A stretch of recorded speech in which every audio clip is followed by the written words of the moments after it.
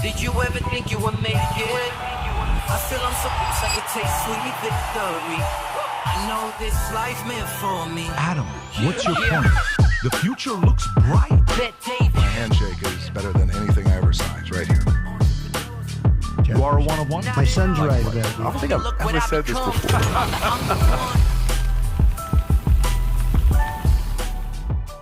Okay, all right. Episode, what do we wrap? 650? Is it 649 or 650? No, today is 6:35. 635. You're living in the future, man. Back to the future, looks bright, PBD. buddy. So, lot to cover. Hope you guys had a good weekend. We have Ghislaine Maxwell, apparently the 6-hour interview that she did with, what's his name, Terry Blanche, was just released over the last couple days. The July 24th, 25th was released, and there's a bunch of claims. Todd Blanche. Todd Blanche. What did I call him? Terry. Whatever. Terry. Same potato. No, Todd Blanche. Todd Blanche at the meet. His middle name is Terry.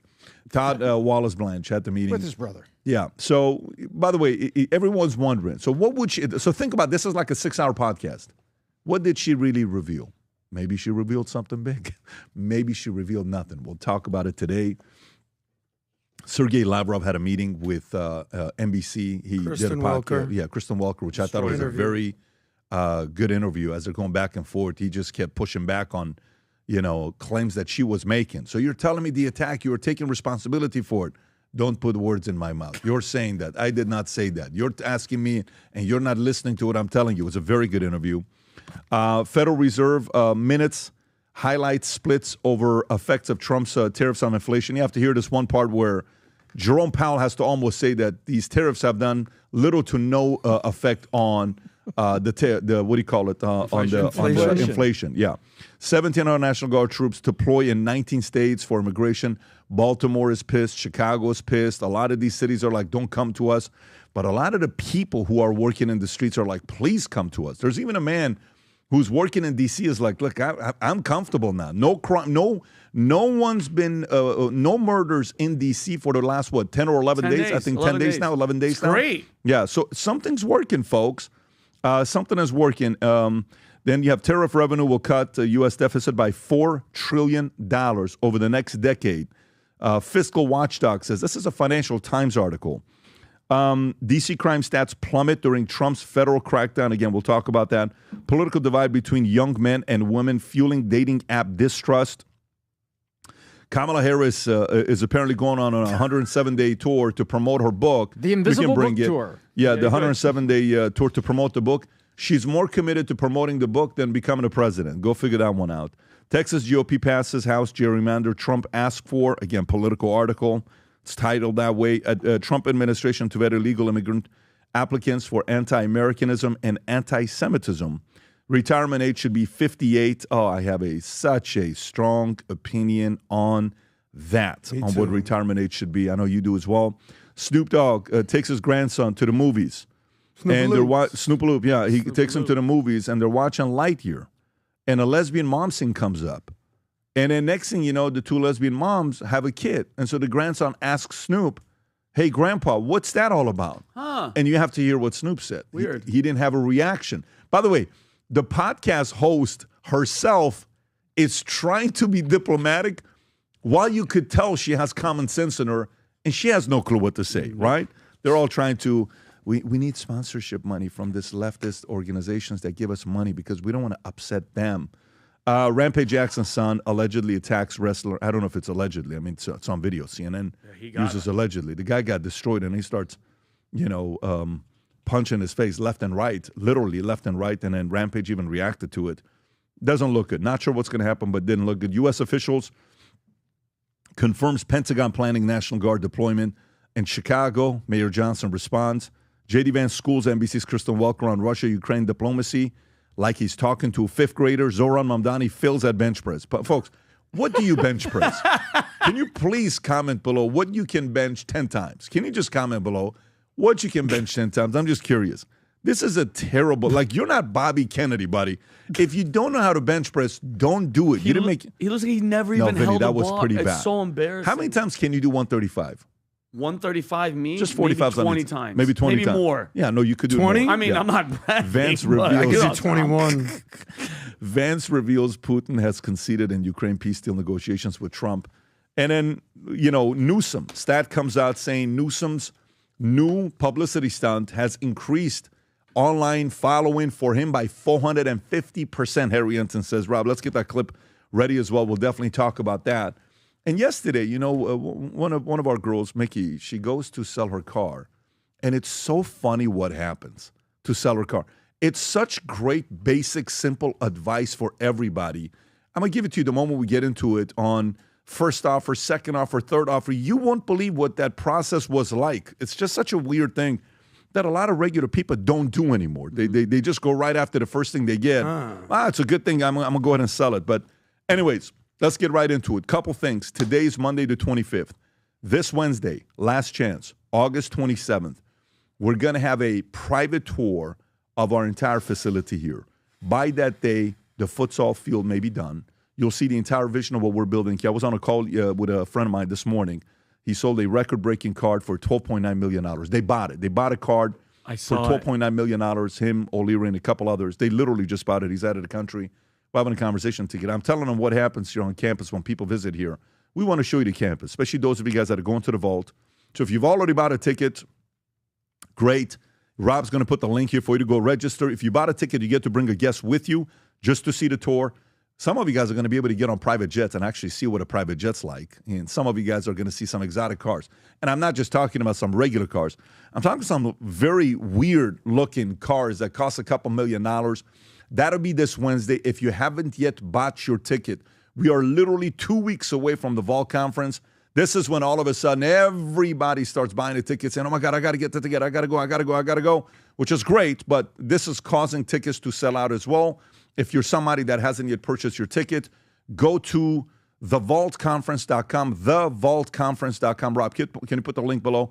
Thevaultconference.com. If we have a QR code for them to go there as well, get yourself a ticket. Generals will be able to network with around 400-500 people. Platinums and executives will get a tour by a couple of our associates. Anybody that's got a founder or CEO ticket, I'm going to be giving you a tour of the entire facility. Excited to see everybody here. We're going to have some hors d'oeuvres, some food. It's going to be you'll see stuff before a lot of other people will see it. So again, if you're in South Florida or surrounding, people are traveling from other countries here to just come for this. But if you haven't yet, go to thevaultconference.com, get your ticket, and go register with the link below. Add a guest. We'll see you here in 48 hours. Okay, so let's talk about what happened this weekend. Some basic, simple advice for everybody. So you know who Mickey is, right? Yes. We all love Mickey. I love her. She's trying to buy a new car, okay? And she goes out there to sell her car at the first place that she goes to, Toyota. She's going to do an exchange. I'm trying to buy this car, 4Runner, and yeah, we'll take your car. How much are you guys willing to give for my car? $1,400. How much? $1,400. Wow. It's like, yeah, it's really only worth $1,400. She's like, man, maybe it's only worth $1,400. She leaves. She said, what should we do? Why don't you go to Carvana, see what they do? Goes to Carvana. Carvana offers $4,000. Okay. Huh. And then she comes back. She says, they offer $4,000. That's awesome. Should I take it? I'm like, well, we did one of our stuff with Suburban. Go try CarMax, Suburban with CarMax. So she's like, oh, let me go to CarMax. Goes to CarMax, $5,500. So she went from Toyota $1,400 to Carvana $4,000 to CarMax $5,500. And this is not even brought to you by CarMax, but this is like the biggest commercial for them, right? To go to a place like that. What's the point? Take 3 offers when you're trying to sell something. Don't jump on the first one. Mm-hmm. She went and got her $5,500, went and bought a brand new Toyota 4Runner for herself. She's super happy. It's amazing how many people right after, oh my God, this is good, do it, I'm going to take it. No, pump the brakes. Don't be that in a hurry to buy a car. I was telling Jen and Mickey this morning, sometimes when people see us and they're selling us something like, oh, Pat can't afford it, sell them more. Yeah, asking for more. They don't realize. First of all, I'm Armenian, and I'm Assyrian, and I'm born and raised in Iran, and I sit next to him. Yep. And I've been in financial services my entire life. When you make money yourself, do you know how careful you are to now? Your radars are always up to know that people are like, oh, he can pay more for all this other stuff. So anyways, food for thought. This is not a story. This isn't anything.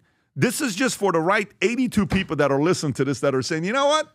I got to go to 3 places before I sell my car. That's all I'm telling you, okay? Well, I'm glad that I'm rubbing off on you in the right ways, PBD. Well, Save that money. Dude, that was such a great opening for me, but I kids beg are your watching pardon. this. Kids are watching this, and we're just going to stick to G. No, go for it, Pat. I'm not going for it, bro. That was Go a little for too it. easy, but cameras are on. All right, let's get into the story. First story, we want to start off with Rob. What's the first story we got to go with? What was what did the audience ask for? New York City and Chicago takeover by Donald Trump. All right, let's go through the whole what do you call it?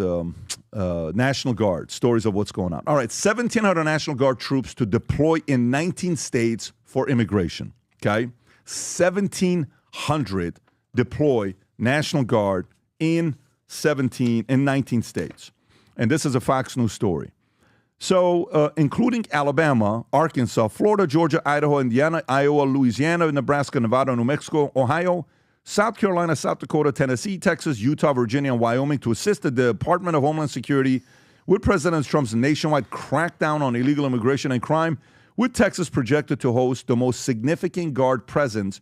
The service members will support ICE by performing case management, transportation, logistical support, clerical functions, which may include personal data collection, fingerprinting, DNA swabbing, and photographing of personnel in ICE custody at a U.S. defense official stated National Guard soldiers being mobilized will effectively serve as a support pillar to a sweeping federal interagency effort while also serving as a visible deterrent force. Tom, your thoughts on this story? Well, first of all, this is great.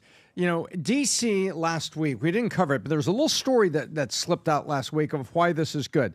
They said that under pressure, political pressure, but they didn't say who, they didn't say what, they had actually been fudging crime stats in Washington, D.C. Can you believe that, Vinny? That the police department, there was two stories I saw, that they were actually fudging crime stats. So it was probably worse. These were people that were part of the police union that had since retired that said, yeah, we have been asked to move these stats. We've been moving these stats. The crime in D.C. was actually worse than reported. Yes, this is the Washington Police Commissioner Greg Pemberton talking about the manipulated stats. Let's hear it. Oh, this is it. Absolutely. That's one of the chief complaints of our members when we go around and talk to them is that they respond to the scenes of these violent crimes. And inevitably, you'll have a captain or a commander or sometimes a lieutenant show up on the scene and advise them to take a report for a lesser offense. One of the things that we see them do often is sometimes there'll be a shooting or a stabbing, and if the victim is uncooperative with the police, which is not uncommon in some areas of the city, they'll be directed to take an injured person to the hospital report, which is not even a crime at all. It's an incident report. Sometimes you'll have a robbery. It'll be reported as a theft. That's right, incident report. Other times you'll have burglaries that are reported as unlawful entry or thefts. This is something that's been, unfortunately, part and parcel of the police department for some time, and we're very skeptical that these crime stats are accurate.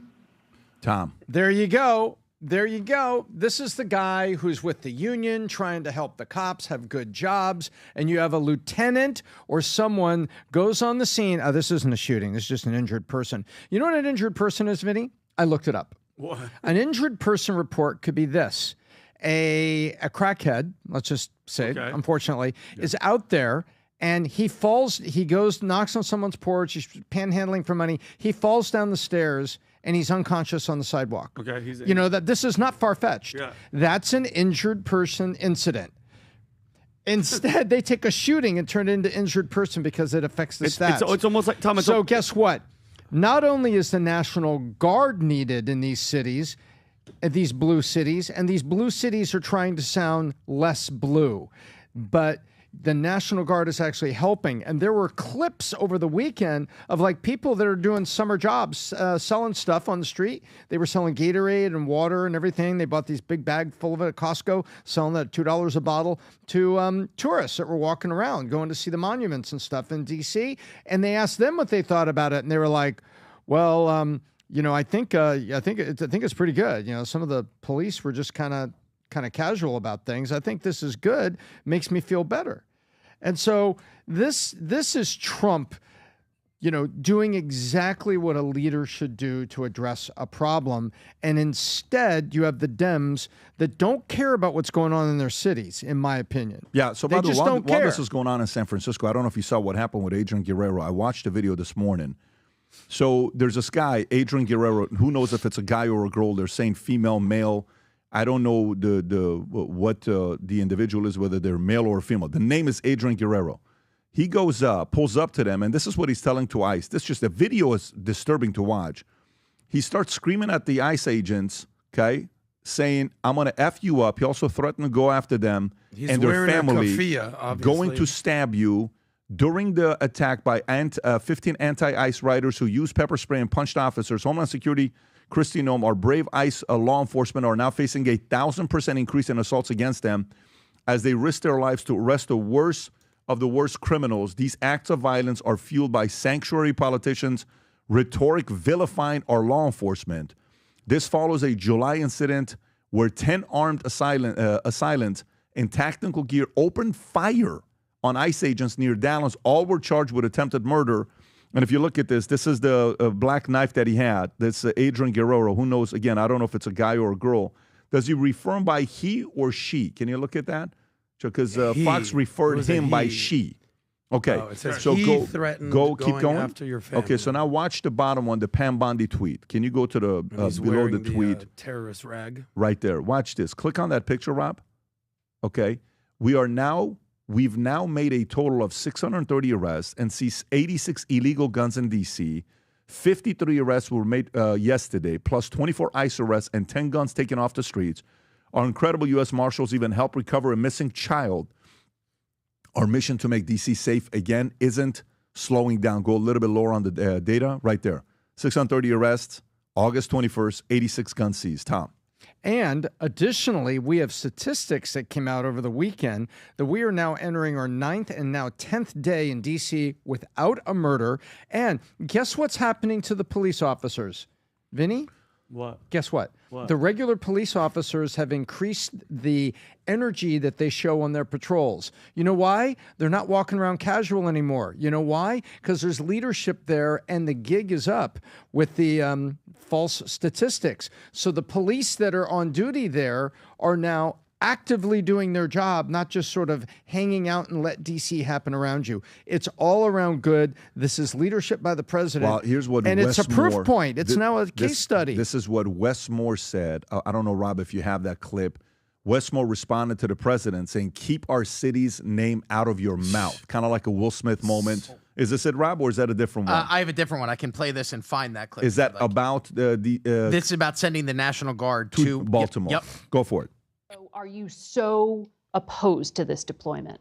Well, there's plenty of reasons. One, it is not sustainable. You cannot continue this type of pace of operations, particularly when it's costing over $1 million a day in order to do this. The second, it's not scalable. You're not going to be able to do this in every single major American city, particularly when many of the cities that have the highest crime rates are the places that have actually deployed their National Guards to Washington, D.C. So who's going to go do the work in their cities? The third, it's unconstitutional. It's a direct violation of the 10th Amendment. And if for a party that talks about state rights, it's amazing how they're having such a big government approach in the way they're conducting public safety. The fourth reason is because it's deeply disrespectful to the members of the National Guard. As someone who actually deployed overseas and served my country in combat, to ask these men and women to do a job that they're not trained for is just deeply disrespectful. Yeah. And so when we're thinking about all of these lasting factors, when we're thinking about the fact that it serves as a distraction from the fact that the president's disastrous economic policies are making everything more expensive for everyday Americans and making life harder for everyday Americans. There's a multitude of reasons that I'm against this, and I will not authorize the Maryland National Guard to be utilized for this. I have two quick questions, and I yield the floor. Question number one, how many times did he mention the stats in Baltimore? How many times? 0. Second, how many times did he mention protecting the citizens of Baltimore? 0. I'm done. Okay. Well, by the way, what they're saying right now, Tom, they are giving stats. And what they're saying is the fact that crime in Baltimore is down year over year, crime in D.C. is down year over year, and crime in Chicago is down year over year. Now, keep this in mind. This is the data that's being reported, so who knows what they're comparing it to, like going back to the data DC you were talking about earlier. Were debunked. Yes. So it's not Their argument is it's working. What we're doing is working. Leave us alone. We got it. But the people are not agreeing with them.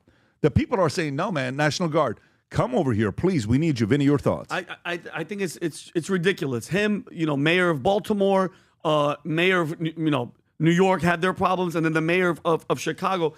And mind you, but I'm going to say this, Tom, I don't want the National Guard deployed anywhere. I don't want government overreach. Nobody, like any sane person, I don't want the National Guard in these major cities. But you know what? This goes on the mayor. This goes on the governor. Right. Maintain your freaking state, you idiot. Well-led cities don't need it. No, I'm being dead serious. And the worst out of all of them is Chicago. The nightmare under Brandon Johnson. All my Chicago folks, all the Syrians in Chicago, you guys know what I'm talking about. In 2024 alone, 581 homicides. And you're right, Pat. When they're talking about the numbers, it's still almost 600 people dead, 2,600 shootings. There's more mass murders happening every freaking weekend in Chicago. The numbers are crazy. All the robberies, 1,600 carjacking. It's a war zone. They call it Chirac for a reason. All right, and he throws all the money. By the way, this is the guy that should be giving money to fund the police. He had $600 million so far went to illegals, and that there $70 million in new property taxes to pay for that crap. All right, and meanwhile, his approval rating 6.6%. Pathetic. Okay. And then he announced, Pat, Chicago will refuse to work with ICE, and this is him basically saying, like, rise up to the citizens, which is to me is a call to action about all the National Guard. Go ahead, Rob, play this clip. And so, look, we're going to remain firm. We'll take legal action. But the people of this city are accustomed to rising up against tyranny. Yeah. And if that's necessary, I believe that the people of Chicago will stand firm alongside of me as I work every single day to protect the people of this city. And as a Chicago... Did he do a Bill Clinton, Rob? What did he do? For a second think he's... Go back about 10 seconds. Look, watch the 2 times, 3 times, right there. That's perfect. Watch this. I did not. Against tyranny.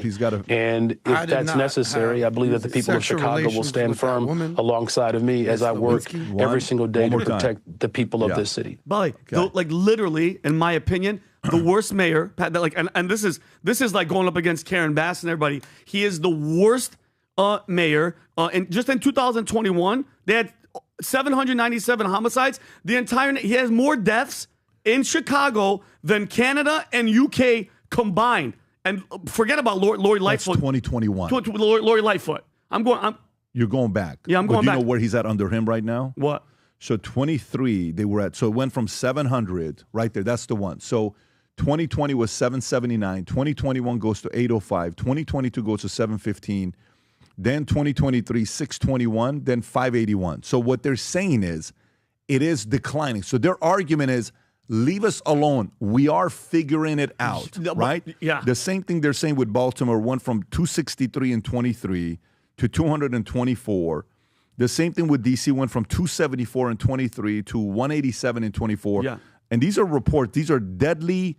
What they're measuring here is violent crime, including homicide, robberies, carjacking, has fallen to its lowest in 30 years. Well, good. That's what they're saying according to DOJ, right? However, this is the part they're not saying.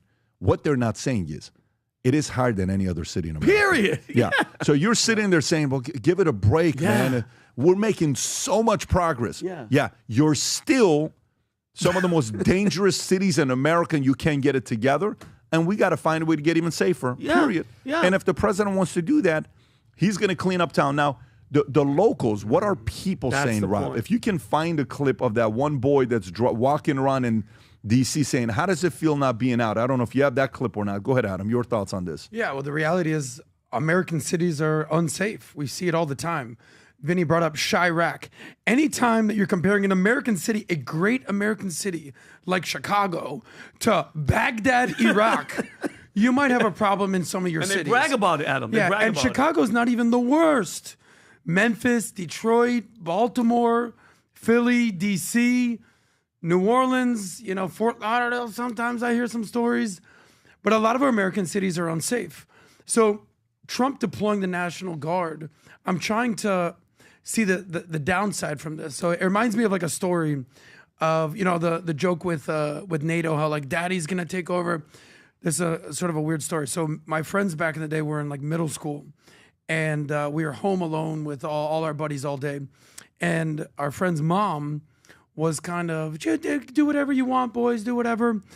But wait till dad gets home and you're gonna see what's going on. We decide to put on our own version of the WWE. We all picked our different wrestlers and combatants. You would have been the Iron Sheik. I'm doing the Hulk Hogan, Ultimate Warrior, Junkyard Dog, Superfly Jimmy Snuka off the top ropes. It's chaos in the living room. Pillows, fights, food fights, just absolute WrestleMania. The place is absolute crazy. All of a sudden, ding dong, dad shows up.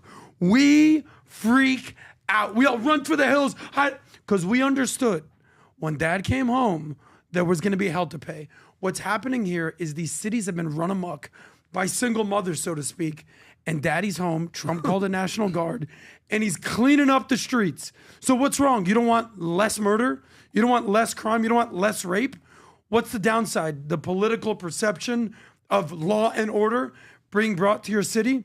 To me, as long as you clean up these American cities that are held hostage by literal gang members and gun violence, I see no problem. But Pat, can we play devil's advocate for a second? Yeah. Like, I mentioned a little bit. I don't want them. I don't want the National Guard deployed in these cities, okay? And obviously, it's their fault, meaning these Democrat, horribly run cities. How long are they going to stay at them? Because you know what? This is how it happens, Tom. They bring them in. They go, hey, we're doing it because these people aren't doing it right. At what point, you think they're just going to pack up and leave? Because you know what's going to happen. People are going to get used to it, Tommy. And they're going to be like, you know what? I'm kind of cool with the surveillance. I'm kind of cool with this. And then it becomes a freaking police state. So I'm pissed off that the Democrats let it go that far, Pat. At the same token, I don't want the National Guard. Because then who's to say they go like this? Florida's going to go, you know what? Like you mentioned, it's not that bad in Fort Lauderdale, but you know what? Give us 20 National Guard Hummers, Pat, and let them patrol the streets. There's a very thin line. No, you're making a very. I like that you're being reasoning. I like that you're looking at both sides. I like that you're doing because that allows us to see both sides. Here's a message from. This is Seattle. A woman, a homeless. Rob, go ahead and play this clip. Watch what happens to you. Homeless woman breaks down, crying as she pleads for help in Seattle. It's necessary for President Trump to help cities in America by bringing the National Guard troops in for extra backup? Absolutely. Wow. Yeah, absolutely. We need it. Come help us. We really need it here in Seattle. Seattle used to be a pretty city. It used to be a nice place, but now it's not. Everything's closing up, shutting down because people just had it. I don't feel safe. When I'm by myself, I'm scared a lot. I have to keep my phone in my hand because I don't know what's going to happen. Yeah. The other day, the smoke shop right here got robbed. Yeah, and I don't think there's as much business that there used to be. Because people are afraid to come. Yeah, absolutely. People don't want to spend their money when they fear for walking to the store. I wouldn't even bring my kids down here. I have to get a babysitter if I go You're grocery seeing shopping this, right? And by the way, this is Homeless coming. lady has kids. No, I don't think she's. I think she's just there to make our city safe again. He could do it. I know he has the power.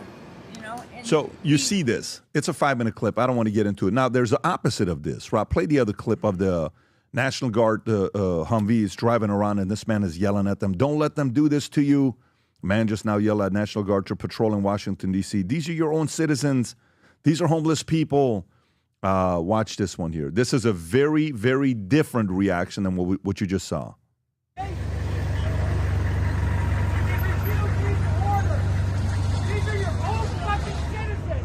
These are homeless people. You guys are fucking crook. Don't let them do this to you. It's abusive to you, and now you're gonna get fucked when you're fucked up and you have to go to the VA and they cut all your services. Refuse now. Do not do this. You have the obligation to refuse unlawful orders. Okay? So whether this is a do not, but refuse a lawful order, do and not go to jail. do what? Yeah, Like, do don't not patrol. do this. Like, Don't don't listen go to your- patrol. Leave it alone. Don't clean up the streets. If you're not gonna do it yourself, if you're not gonna do it yourself, they're not gonna do it. They're just not gonna do it. The reality is, it comes down on the individual, on the leader at the top. The president was like, "Look, I'm gonna expose you. You can say whatever you want." Pritzker is not happy. You think this is a good look for the governors of these states? Like Nope. Wes Moore is trying to run for president. Yep. Okay. Pritzker is trying to run for president, and Gavin Newsom is trying to run for president. Okay, Gavin Newsom is trying to run for president. Sure. And you can tell when you see these guys, they themselves are, around 2028. And Newsom, I want to go through some of the stuff that he's doing. But prior to even doing this, I want to get into one other thing, Rob, if we haven't done it, Rob. Can you pull up the website again? So, Vault Conference, one more time, guys. Vault Conference this year is brought to you by Goliath Ventures. Again, if you haven't yet registered, Martha Stewart, Tony Robbins, David Falk, myself, 2.5 days is what we're talking about here.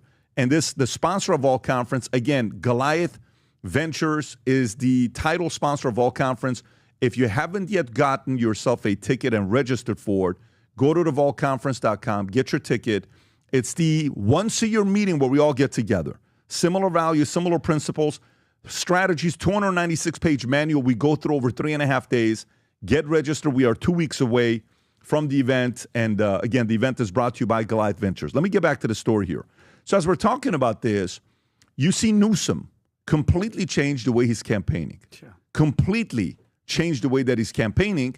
Rob, can you go to his Twitter account first? Let's kind of go through his Twitter account. And by the way, believe it or not, this is helping him. It's bringing eyeballs to his Twitter account. It's not like it's not working.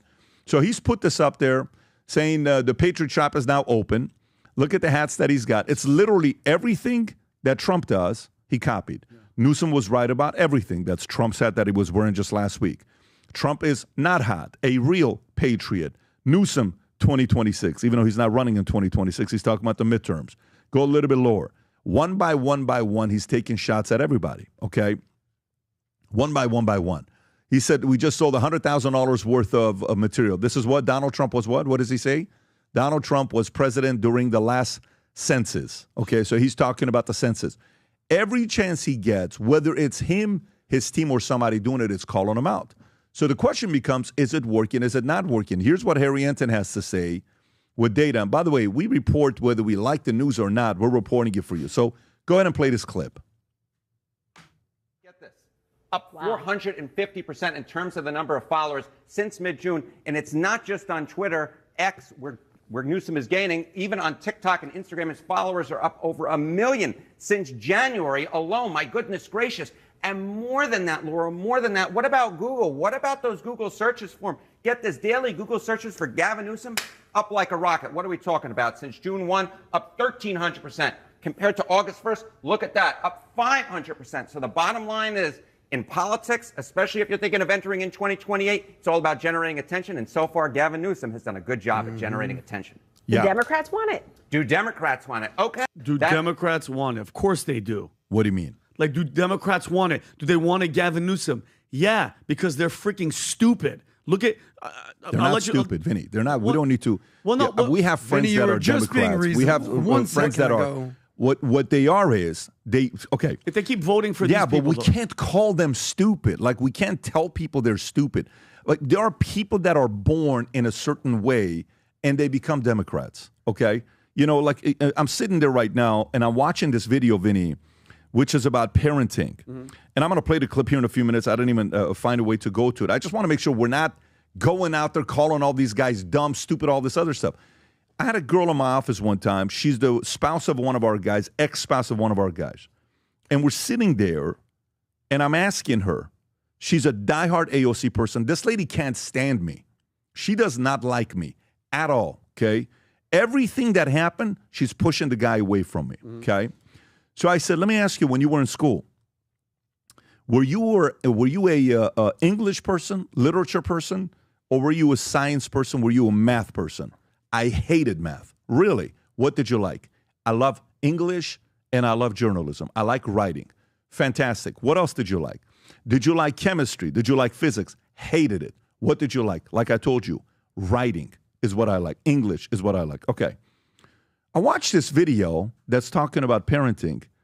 I learned, whether we like it or not, people are born a certain way. Some people are more cutthroat. Some people are more logical. Some people are more emotional. Okay? They're not stupid. They're born that way. Mm-hmm. I've come to the conclusion. Trust me, they're not stupid. You are born that way.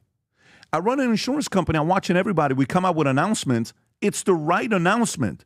But somebody says, that's not fair to those people. That's not fair to that person. And typically, that's not fair was to the people that are not working the hardest, and they're just kind of wanting everything to be easy. So it is not a stupid thing. Believe it or not, we're trying to force these people to change. They're emotionally more caught up by the feeling. The question I got for you is, do you think the approach he's taken, Newsom, Vinny, Yeah. 1,000% up, June, Yes. 500% up, August, 450% up, activity on social media. Do you think this is going to work for him to be the leading candidate for 2028? Yeah. You think he's going to? Because I called it that he's going to be the front runner for the 2028. I don't think I know Tom's JB Pritzker with the money and I get that act. And you know what? And you're actually right. I don't think that they're stupid. What's the word, Pat? If you're just blind, Emotional. loyal to the party, meaning, and you're right. You're right about what. I don't think that they're all stupid. I take that back. What do you call a person that is just loyal to the party but sees the crime, the border, the lying? They know exactly who he is, but they're still going to vote for this guy because it's not the other side. What would you call them? You know what I mean? Instead of stupid, what do you call somebody that knows that the ship is sinking and they're still going to jump on the ship because the ship has their name on it, has their group's name? This is what I've learned. This is what I've learned. And Tom, I'm going to come to you because there's a lot of other clips that, Rob, can you find a couple of the clips from Newsom? The old mayor interview when he didn't want to talk about anything, or, you know, there's a couple clips I'll show you about Newsom that's just embarrassing. And it's so old. I don't even know who sent it yesterday. Was it Humberto who sent? It was me. When he what a great clip you sent. This is when he was mayor. Yeah. So there's a couple of them. There's 3 clips. There's a debate moment. There's that clip. We have to see it. But you know, Vinny, this is what it is. This is what it is. Do you think there are people that if we get the worst Republican candidate ever, criminal, terrible guy, horrible human being, they're still going to vote Republican? Yes. Yes. What percentage? 90%. Of the current Republicans? Like, are going to vote for somebody. What do you think, Tom? What would you say? So people that are dyed in the wool that don't cross? No matter what, they're going to vote Republican, and no matter what, they're going to vote Democrat. My understanding is that there's 24% on the GOP side and about 27% of the total voting on the Dem side that will stay red or blue no matter what. So that's a no matter what, right? So you know what conclusion I've come up with? That's what you're asking. That's right? what I'm asking. Yeah.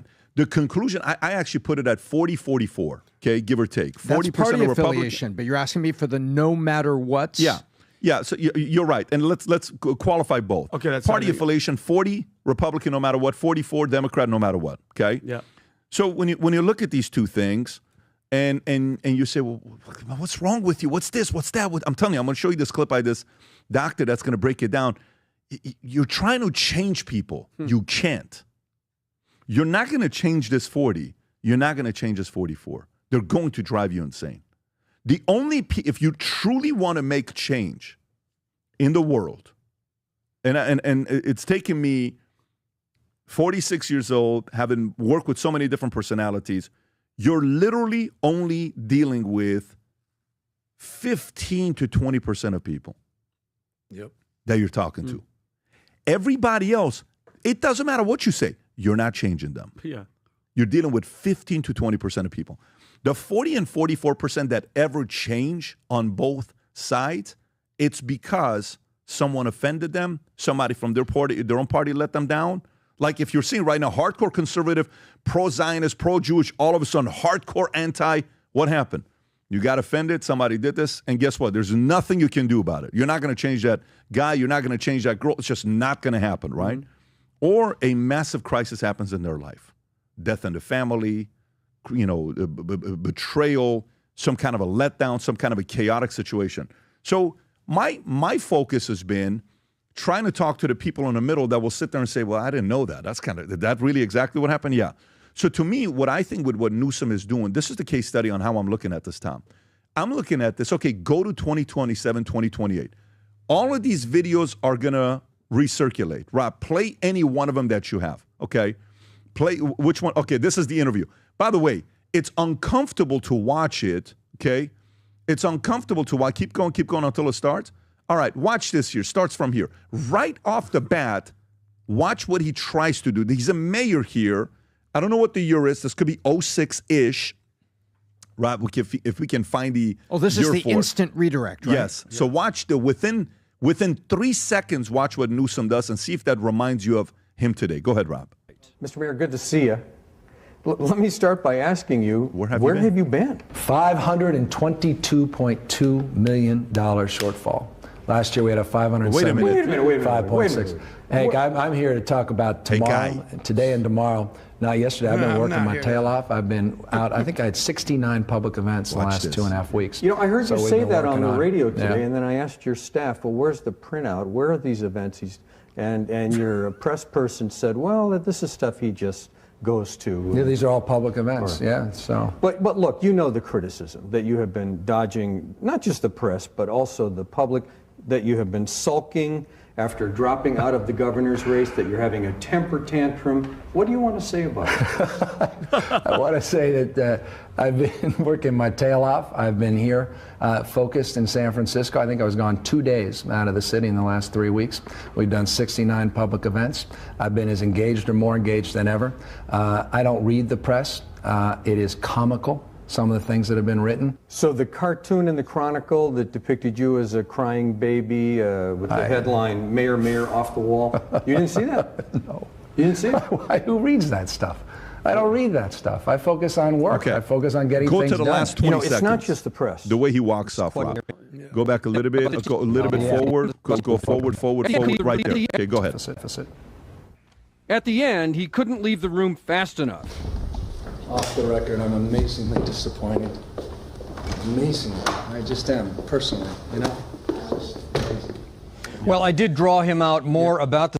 For asking questions. Did you see what he says right here? He goes, just because you say off the record doesn't mean that I said that I agree. Yeah. You're exactly. Yeah. It just shows how long he's been doing this. Oh, man, he's amazing. Whole He's charade. amazing. And so the question becomes, Rob, if you want to play this other clip, when you go through these back to back to back, the question you ask is he still able to overcome this to go become a president? Maybe, maybe not. I mean, there was a point that they talked about the debate where the guy who's debating him, he says, listen, if his own best friend can't trust him with his wife, what makes you think you can trust him? Right? Make that a little bit bigger, Rob. Watch this clip. Go ahead. Coming here in short notice. Want to make it clear that everything you've heard and read is true. And I am deeply sorry about that. I've hurt someone I care deeply about, Alex Turk, his friends and family. And that is something that I have to live with and something that I am deeply sorry for. I am also sorry that I've let the people of San Francisco down. Yeah. They expect a lot of the I don't mayor. know if he's going to explain this here or not. You know what it was, Rob? He says him in 2005, he had an affair with Ruby Tippy Rourke, who was his best friend's wife. Okay? Best friend's wife. And listen, and I know when people So watch this clip on the debate. This is it, Rob. I just found it. Play this clip, Rob. Sure. This is during the debate, race for governor. His opponent says this to him. This is awesome. His opponent says this to him. The question is very simple, ladies and gentlemen. If you can't trust Gavin with his best friend's wife, how can you trust him with your state? Oh, wow. That is like... Best friends. I did not know that. Oh, really? Oh, he slept with his best friend's wife, campaign manager. Bro. Yeah. Like... That too, I mean, there's so many things And you that know we've why heard about Gavin Newsom. I bet you know why he I've never apologized. heard He got caught. That's why you're apologizing. Right there. So Newsom had an affair with his secretary, Ruby Rippy Torque, the wife of his campaign manager and good friend. On January 31st, 2007, Newsom's campaign manager and former deputy chief of staff, Alex, resigned after confronting Newsom over a sexual affair the mayor had with his wife in late 2005. And it was done with. So, but here's a question. Yeah. What was Newsom in 2007? What was Newsom in 2007? What was Newsom in 2007? Like job title? Mayor of San Francisco? He was the mayor of San Francisco that personally presided over a same-sex marriage that I believe he officiated with a judge on the steps of City Hall. Perfect. So in 2007, he was a mayor. That's all I'm asking, Tom. I just want to know if he's a mayor. So he was a mayor in 2007. So he goes from mayor to governor to recall winning again to now he'll be the leading candidate for 2028 Democratic. So here's what happens. And the real question for me, the more I'm processing this from the business standpoint, and I want to ask you guys, and butcher the argument, I want to see what angles you're going to take. So in California, it's not as if they're going to have a Republican beat him. It's not going to happen. And the guy that was standing to his left in the debate, I think that was Mayor Villagrosa. That was a former mayor of LA, by the way. I remember, Okay? So he lost to him. They chose him. The money's going to be behind him. The backing's going to be behind him. But the question becomes, the same exact way where a lot of Republicans had given up on Trump and they had said DeSantis is the one that's going to do it, because look at DeSantis, the way he did Florida, he did this, he was fighting, he was doing that. Is this going to work across the country, nationwide? I don't know. He just passed a gerrymandering that's going to be on the ballot on November 4th, which is going to make the state be 48-4 House of Representatives on the Democratic side. It's going to go from 43-9 Republicans to 48-4 Republicans. It's a monopoly California is going to have, right? Do you think the voters, not the 44%, not the 40%, do you think the middle 15, 16% is going to look at this guy and forget these moments? Or do you think these greatest clips are going to run against him in ways that he's going to be forced to disappear and never, ever run again? How shameless is this guy that none of that stuff's going to affect him to become a president? What do you think? He's a completely shameless at a level that we haven't seen in politics in a long, long time. So I have 3 points. Point number one, the attention is working. He is getting the attention of Dems that are upset about the economy, upset about the way immigration is being handled, upset about the tariffs. They were scared about inflation, even though the facts didn't come true on it. And so those people were upset, and they love seeing a nationally visible Democrat fighting for them. And they love it that he's calling Trump names. So point one, the attention is working. They're coming to his socials. The second, we got to wait and look at the DNC. Bernie was leading until South Carolina, and the DNC said, we don't think Bernie's electable on a national stage. And I believe that is the opinion. And I'm not a supporter of J.B. Pritzker, and I'm not a tea leaf reader. I'm looking at real data from DNC. The DNC believes that J.D. Pritzker is the guy that's electable on a national scale. And I'll tell you why you can ignore Gavin Newsom. Because the DNC takes California's electoral votes for granted. We're going to win California anyway. We don't need Newsom to carry a key state. We want J.B. Pritzker here because what is surrounding Illinois, Wisconsin, Michigan, Pittsburgh, Pennsylvania, Cleveland, and that's where the Dems need to have a resurgence of a visible candidate in those battleground states. So I think the DNC is going to pull strings on it. My third point is, to your point about who we can move, I'll give you two charts really, really quick. The first is, there's an organization, and I'm not plugging them, I'm just telling you what they do, Pat. The Johnson O'Connor Research Institute have been, I believe, in San Diego, and they have been forever doing analysis on human beings. And they will tell you that what you just said a moment ago is true. You have normal aptitudes that are with you when you're born, and you can cultivate them over your life, or you can fight them.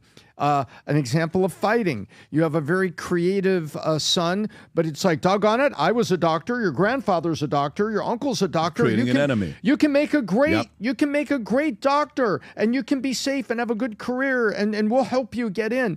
And you have a creative son, not gay, just to say creative son who's into architecture. No, I'm saying that when I say creative, I'm not speaking in code. Vinny doesn't have a gay son, folks. Who wants to be, he was looking you know what I mean? Really creative. But you have a son that wants to be an architect. And the rest of the family is fighting his aptitudes. It's natural. The last thing that I'll take you to, Rob, I need the Arizona chart on the voter. There's been all this talk going on about, I just need the Arizona stats. Go back to Arizona right there. There's been all this talk about who's registering the most, who's not registering the most. And to your point about the 15 in the middle, would you like to know what almost the largest party in Arizona is? At 1.53, It is independents. Libertarians and Greens are small. Can you find me the exact numbers on that? I think we found that earlier on one of the links. It was the numbers for Arizona. Tom, did you say 1.53 million is independents in Arizona? That's correct. I want to find the exact Bigger numbers. than Democrats? Yeah. Amy and I covered this when we did Decision 2024, that's brought what to I'm you saying, by Vinny. Valuetainment. And that's the part. Yep. So I need that one in a second, Rob. But anyway, it is the independents are almost as large as the Republican registered in Arizona. And that, you're exactly right, is where the battle is made. Yeah. Now, go to the Gallup, Rob. The Gallup, take a look at this, Pat. You're right. These are the people since 2023. Who do you identify with? They're saying, who do you call you? So this is also the independents. This isn't how you're registered. Do you identify more right now as a Republican or a Democrat? And with all the mayhem and things that have been going on in the spring here. This is Gallup. Gallup. 46%, no matter what, they still identify as Democrats. That is correct. And Right now. 43% is Republican. And you can see the surge that happened, the shift in Q1. That was, guess what? Q1 last year, that was the shift. The primaries, Trump comes back. And look at the surge as the people said, I really feel more like Republican. But guess what? 46, 43, that's only 89. There's your 11%, which is closer to 15%, where you're exactly talking a minute ago, where the battle is being fought. I got it. Go ahead, Adam.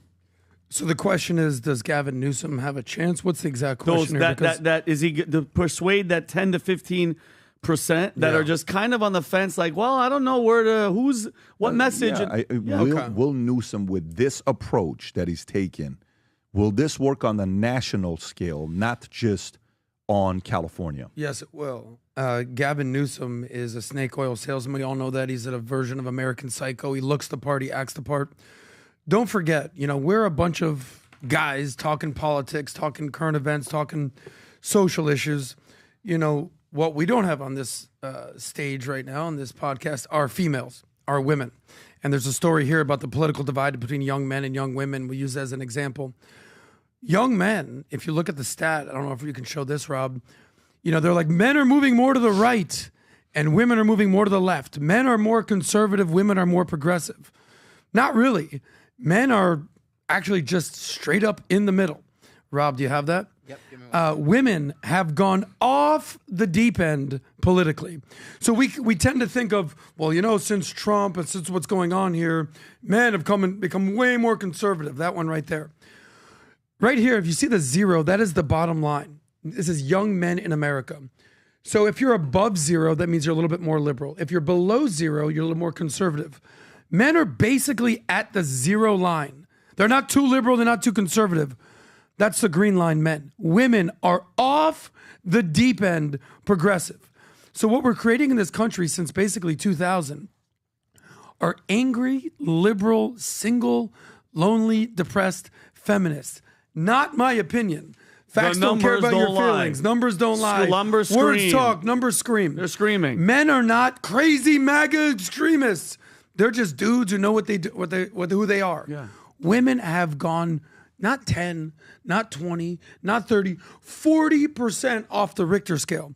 So you ask the question, does Gavin Newsom have a chance?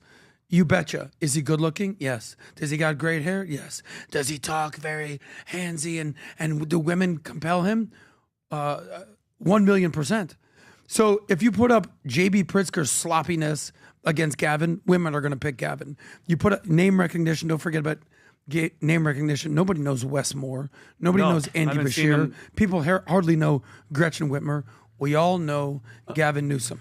I'm not saying he's good. I'm not saying he's qualified. I'm saying he'd be a disaster. But I'm saying he could win. And I think, and Pat, to your question about that 10 to 15%, I hope, and that's why I think it's our job for podcasts like this and us to remind people who this person is, to show the receipts of who this person is, show them what they do. And Pat, just FYI, Rob, do you play that clip? I think it was CNN, that the Democrats have a deficit of play this clip, 4.5 million voters. See. In all 30 states that track party registration, we're putting on the screen the data. It shows altogether Democrats have lost 2.1 million voters. Republicans have gained 2.4 million. That's a deficit that you have of 4.5 million voters. So I'll apologize because I chose the wrong wording. Democrats aren't stupid. It's just this blind loyalty and not knowing the actual history and what this person's doing. I think it's a wake-up call to let these people know that 10 to 15 guys, this is who he is. This is what he's about. Nothing is going to change. Yeah, but you, for sure. But the angle I want to take is where I'm going with this is, I've always if I've had a goal on who I want to attract to listen, is the guy in the middle that is still thinking about which way should I go. The guy that wants to be, that's fairly reasonable, that maybe was raised a Democrat and is like, let me tell you, some of this stuff just doesn't make sense to me, right? Why is this happening? That's all it is. Sometimes when you present the argument, the person listens to it, and then you're like, okay, now don't get me wrong. You need the marketing. You need all that other stuff. You need the shamelessness. You need all, I'm talking to Tony Robbins. I'm like, hey, he says, what do you think is the number one quality of somebody becoming a president? I say, you have to be shameless. He said, I never thought about it that way before. You have to be shameless to become a president. You have to know that, think about what you're most embarrassed about, your mistakes the last 10 years, 20 years. Are you comfortable with everybody around the world talking about that, and you're still shameless enough to go out there and become a president? That's what you need. Trump has that. Newsom has that. Some of the people have that. I don't think Kamala had that. I think Kamala was, I think Joe Biden had it. Believe it or not, Joe Biden, some of the stuff, you go back and the guy was shameless as hell is what he was, okay? Yeah. By the way, Clinton, shameless. You want to go through a list? There's Hillary Clinton, the ultimate shameless. She just didn't win because she had a terrible personality. She wasn't attractive, but you need that quality. I do want to show this clip about parenting, Vinny. I want you to watch this. Rob, if you can pull this up. This is a gentleman speaking about why parenting has almost no effect, Tom, after age 15. Look at the way he breaks it down. Go ahead. It's where you live. Why?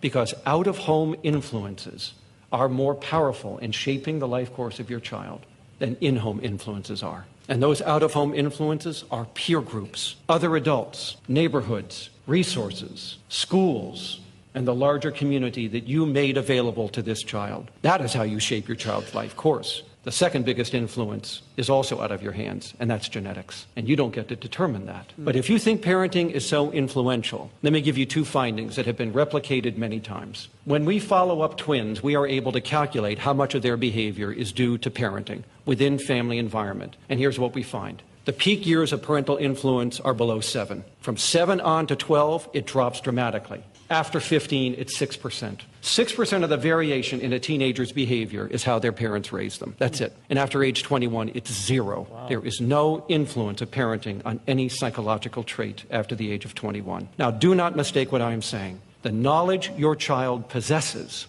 what they know, is clearly a function of exposure in the environment. But their traits, their abilities, their makeup, their personality is not. Tom, do you agree with them? I agree to a certain extent. I mean, remember, you're talking about this is the psychological environment and industry speaking, and it's based on their observations. However, there is truth in what he's saying is that you get really 2 bites at the apple. Bite number 1 is under age 13. Before puberty, because puberty brings emotions, hormones, and changes in behavior that we all experience ourselves. The second bite you get is between 13 and 18 when they leave the house. Now, the first bite is much bigger and more impact, but you do have a chance between 13 and 18.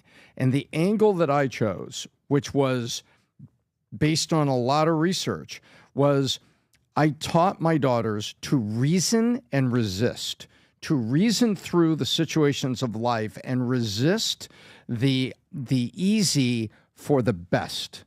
Resist the easy choices for the best. And I constantly pointed out perspectives. I didn't just stay in the echo chamber of our dinner table. I pointed out, hey, did you see what happened to that kid at your school? Yeah. Do you see? Do you see this? Do you see? And so when you start pointing out things that are happening in their environment and you teach them to reason and resist, that's what you get the second bite of the apple. But he's correct in that, look, when the kids are young, you got to get them young on the things that you want them to respect, to do, and to have a natural inclination to.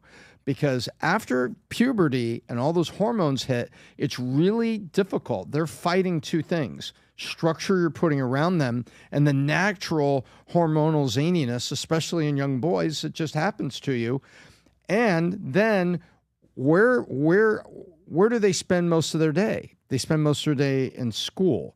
And so you need to know, what is the makeup of the most influential kids are at their school, and what are those households looking like?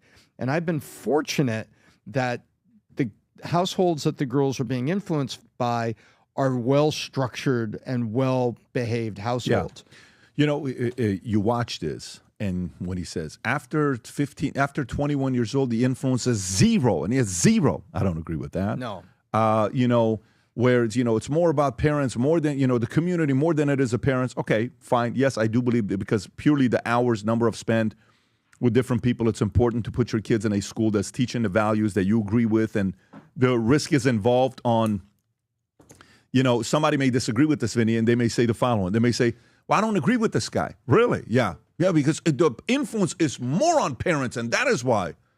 Tell me why the LGBTQ community is growing on the kids. You think the parents are doing it?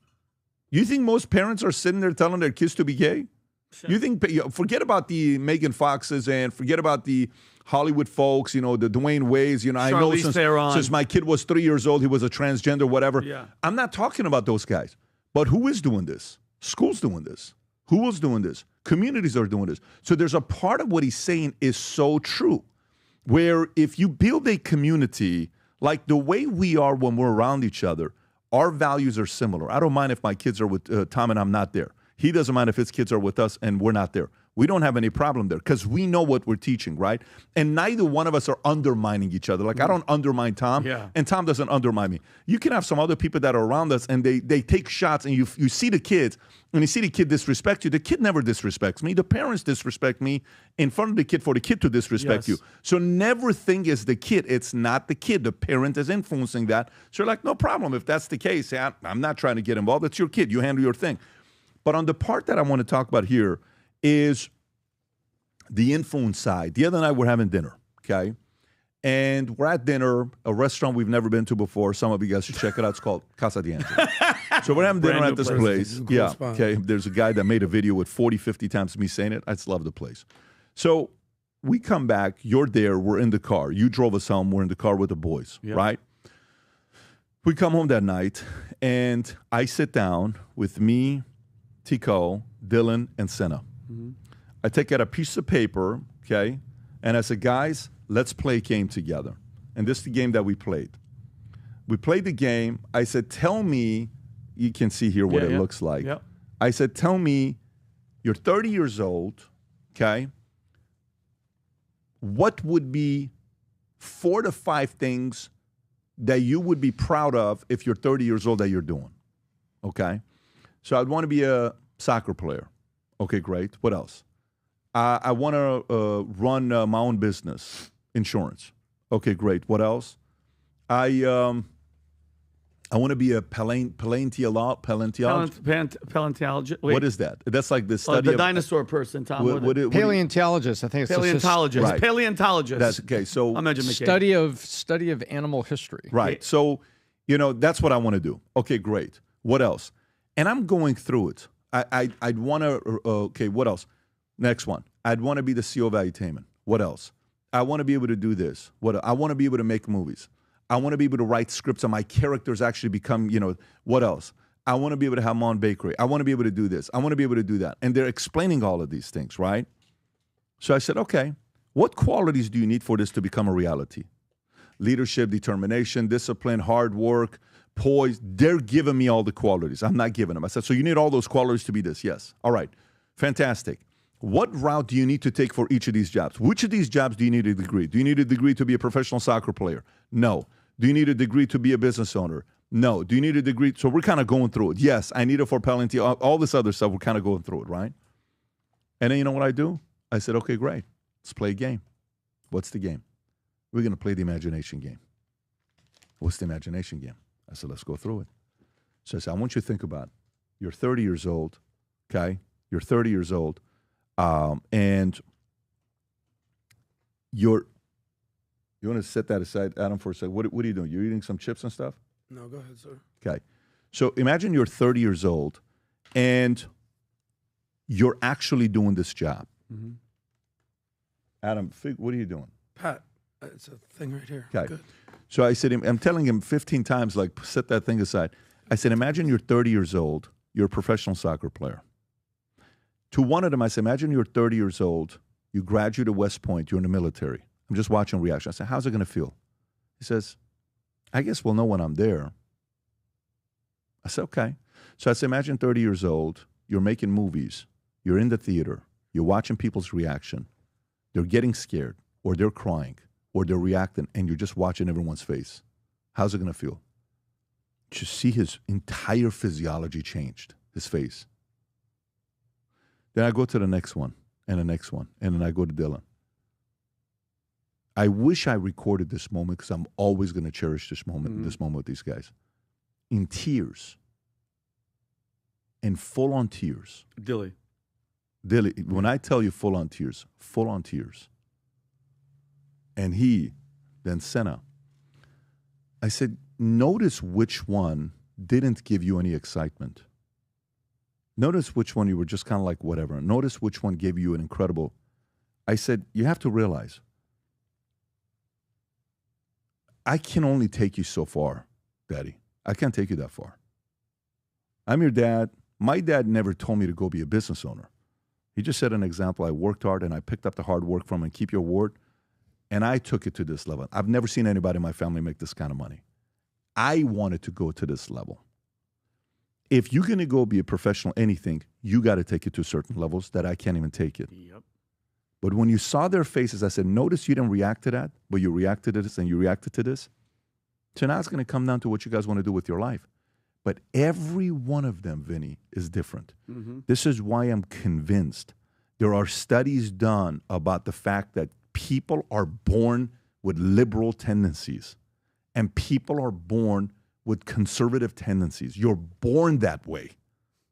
And then some of it is family, environment, surroundings, all this other stuff that makes you that way. So to me, as we're going through this direction, there are people that hate passionately people like Trump. Passionately, they hate people like Trump. And, you're like, all right, that's who that person is.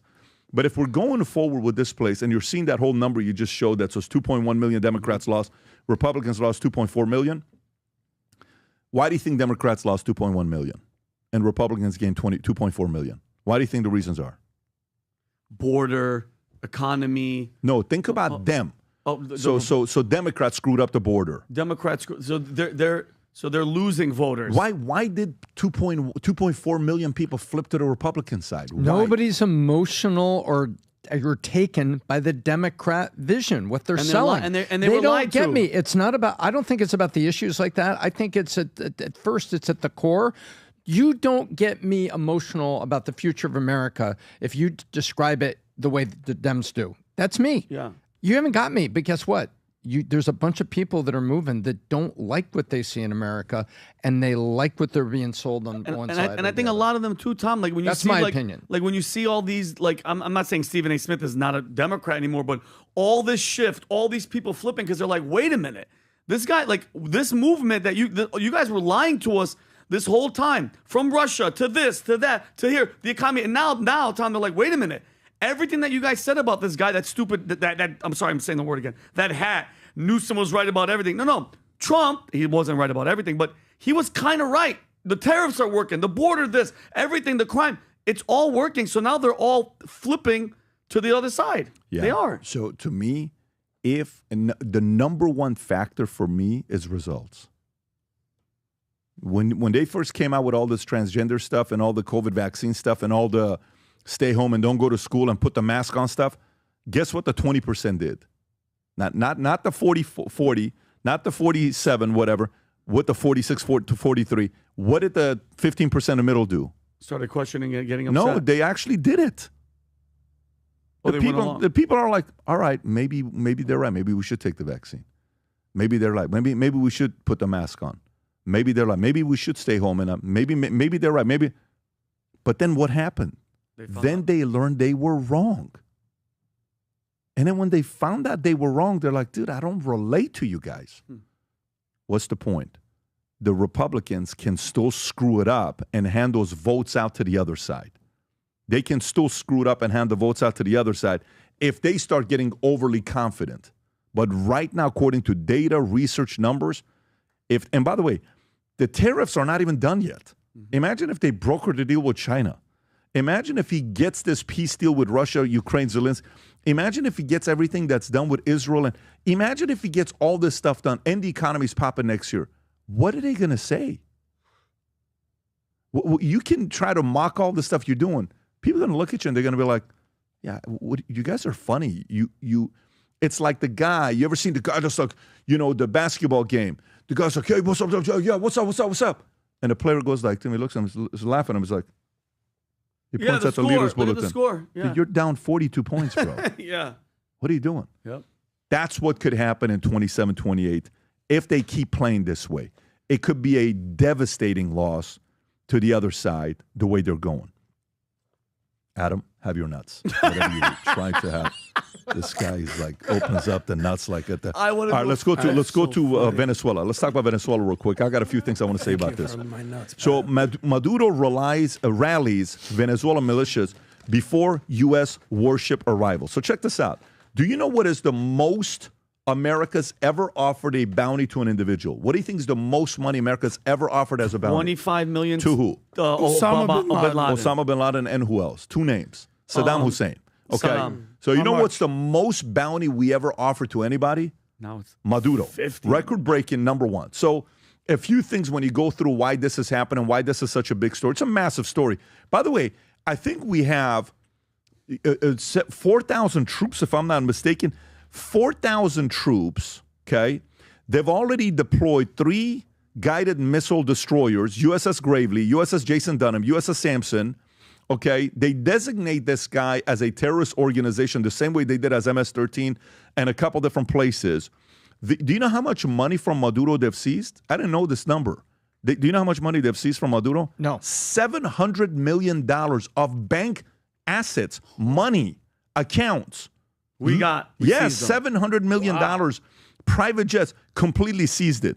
And so the question becomes, why are they doing this? Venezuela is responsible for 25% of the entire world cocaine. So whatever cocaine that's being used, out of 4 lines you do, one of them is from Venezuela. Just kind of look at it that way. Okay, what about Colombia? They got 25% of it. So Adam, they're competing. It used to be Colombia. Adam, is that accurate? I don't know, Tom. Do your little bubbler noise, and we'll figure it out. No, you snort cocaine. You don't bubble into a bong. While they're doing this, Tom, explain that again. Trump administration allowing Chevron to resume their U.S.-only oil operations in Venezuela. All of this stuff is going on, right, with Venezuela. All this stuff that they're doing. And then Maduro is trying to flip the script. Rob, if you got this video here to play, is this the clip, Rob? Yes. Go for it. This week, I'm going to activate a special plan to ensure coverage with more than 4,500,000 militia members, Amelia, across the entire national territory. Militias prepared, activated, and armed, rifles and missiles for the rural force to defend the territory, the sovereignty, and the peace of Venezuela. By the way, for the people that don't know, that's not really his voice. I don't know why that man, the translator, was screaming the way he was, but shout out to him. He was actually trying to get the energy as well as Maduro was.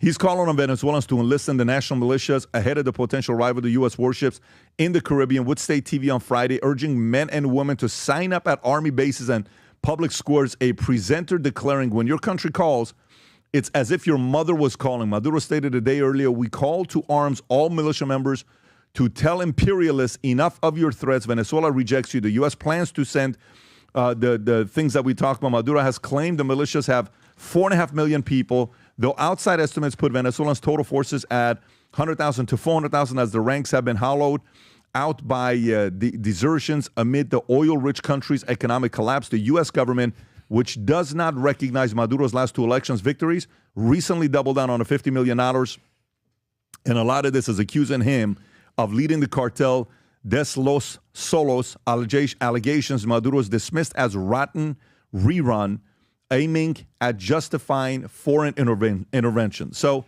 Tom, what are your thoughts about what's going to end up happening here? Well, let's play fun with math with Mr. Maduro. It says, it's very, very simple. How many people did he say is his militia? 4.5 million? 4.5 million. 4.5 million. Okay. The World Bank seems to think his population is 28.2. Independent estimates indicate it's 26.7 to 28. And there's one estimate at 29. Let's just go in the middle at 28 million people. 4.5 million people would be almost 18% of the total population is in a militia ready to help their dictator that has destroyed their currency, shut off electricity and water, imprisoned people, chased the highly educated out of it. See also Cuba, 1965. Castro did the same thing. And now has a bounty on his head. You're telling me that? And so this is why the military estimates are he only has about 100,000 and they're really poorly armed. When the shit starts to hit the fan you only need one of those destroyers and we're sending 3. This is off the charts. Now then, there's a very important word that's in the middle of all this reporting, and that word is Chevron. That's tricky. That's right. Yeah. Chevron is buying oil from Venezuela. What international oil group is Venezuela a part of? And everybody forgets about it. OPEC? Correct. Thanks, Tom. They are the lone OPEC representative in the other hemisphere. And they went to OPEC so that they could get pricing controls and other things because they didn't have a working government to help. Mm-hmm. And so right now, Maduro is just out there. Man, this is literally a man without a country.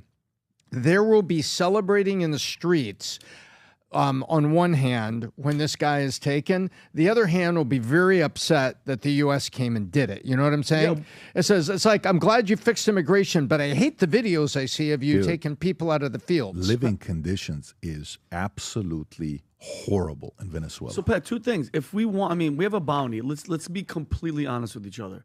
If we want this guy dead, he'd be dead like that.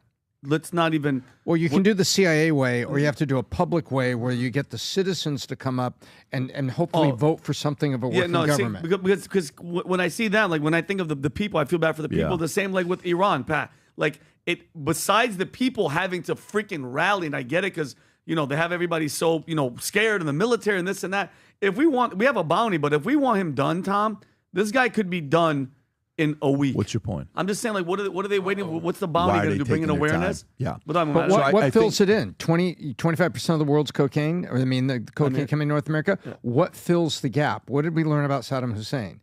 What did we learn about the Shah of Iran? If you come in and you just cut down the tree, you better have a plan to get shade for the citizens because now there's no tree. Yeah, but if you put a bounty, that means, hey, guys, anybody out there, if you kill this guy or you capture him, we'll give you $50 million. He's got... The bounty's set. They want him dead. I'm not buying that description that Tom used. I get that that's correct in the Middle East, but nowhere in South America are Islamic extremist terrorists taking over. They always say, what's worse? What's on the other side? Who will take over? Correct. You always like, what's worse? What's next? Well, we know in the Middle East what could come next. What could be possibly worse than a communist socialist dictatorship in South America? Like, show me something worse. There's no worse that can come from it. So what, Tren de Agua will take over Venezuela? Venezuela already has the highest misery index in the entire Western Hemisphere. So in the Middle East, yes, things can get way worse when a Islamic extremism group comes in. In the Western Hemisphere, we don't have that sick, twisted ideology. We just have terrorism. So I'm not buying that. Getting Maduro out of there as much as it is, Adam, better. How does it get better? And people like Chevron that are heavily lobbying the U.S. government to intervene yesterday. The entire oil producing and refining industry is in the president's ear right now. and in the ear of Marco Rubio saying, can you fix this? Because this could be a key supplier here in this side of the world. And so how do we put something better in place? I'm not worried about Muslim extremism being part of the government. I'm worried about, can we at least get closer? Can we at least get a leader that's closer to Mexico, who's still corrupt and led by the cartels, but has something close to a working government? Well, the challenge is when you're saying Mexico, the worry is if Venezuela succeeds, Scheinbaum is going to look at that as a case study because Mexico is also, the claims are that they're also being controlled by the cartel. So we know Venezuela works directly with them. How the hell did when they say they see $700 million of assets, how does Maduro have $700 million of assets? How'd you get that money? For the oil. Who'd you take it from? Where'd you get that money from? How do you have all those jets and the luxury? What business was he in? Did he start an oil company? When you have 80% of a country living below poverty line and 54% live in extreme poverty lines, in some regions in Venezuela right now, there's 20-hour outages, Vinny. 200 outages a day in Venezuela. 200 outages a day. This is water and electricity. Yeah, I mean, it's horrible, horrible living. I think on the misery index, they're 178 out of 180 countries. They scored 10 out of 100 is what their scores. 10 out of 100. There's only a couple countries worse. Yeah, there's only a couple countries worse. Zimbabwe and Sudan. Yeah, it is you know what their inflation is? Here we're talking about inflation being what? What's the number we're trying to keep it below? 2%, 3%. Do you know what inflation is in Venezuela right now? 70+%. Wow. It was 500%. It's at 70+%. It is, and by the way, have you ever met Venezuelans? They're the best. They're the best. Oh, I love them. They're some of the best people in the world. Literally some of the best people in the world. Guinness Book of World Record about 30 years ago. They were talking about the happiest people in the world. You know what they ranked as the happiest people in the world? Venezuela. Really? People from Venezuela were known as the happiest people in the world. We're talking decades ago, but things have changed. So bigger concern with this is if they allow them to continue, other Maduros in South and Central America are going to be like, oh, there is opportunity. America will allow somebody like me to be there. One, you got to get the oil to be circulating. The other one is you don't want another person to want to be like him. You don't want Mexico to be like him. So they're kind of playing offense, and it's going to be interesting to see what happens here in Venezuela. Adam. Well, this is just another case example of what communism and socialism will do to your country. I want to say that 40 years ago, you talk about 30 years ago, Venezuela, I think, was one of the richest countries in the entire Western Hemisphere. I mean, incredible economy, and now it's just basically an authoritarian gas station run by this dictator / thug. They say, show me your friends, I'll show you your future. Who are the friends of Venezuela? You have Cuba. And don't get me started on all my Cuban friends in Miami who would have no interest going back to Cuba ever again, but they love their Cuban heritage. My people out there. Russia, China, Iran, these are Venezuela's friends. So there's no bueno going on in Venezuela, and it's only getting worse. So whatever the bounty is on Maduro, hopefully someone cashes that paycheck. Let's go to the next article here. Folks, retirement age should be 58. Survey respondents said on average. Here's what financial advisors recommend. CNBC, retirement age should be 58.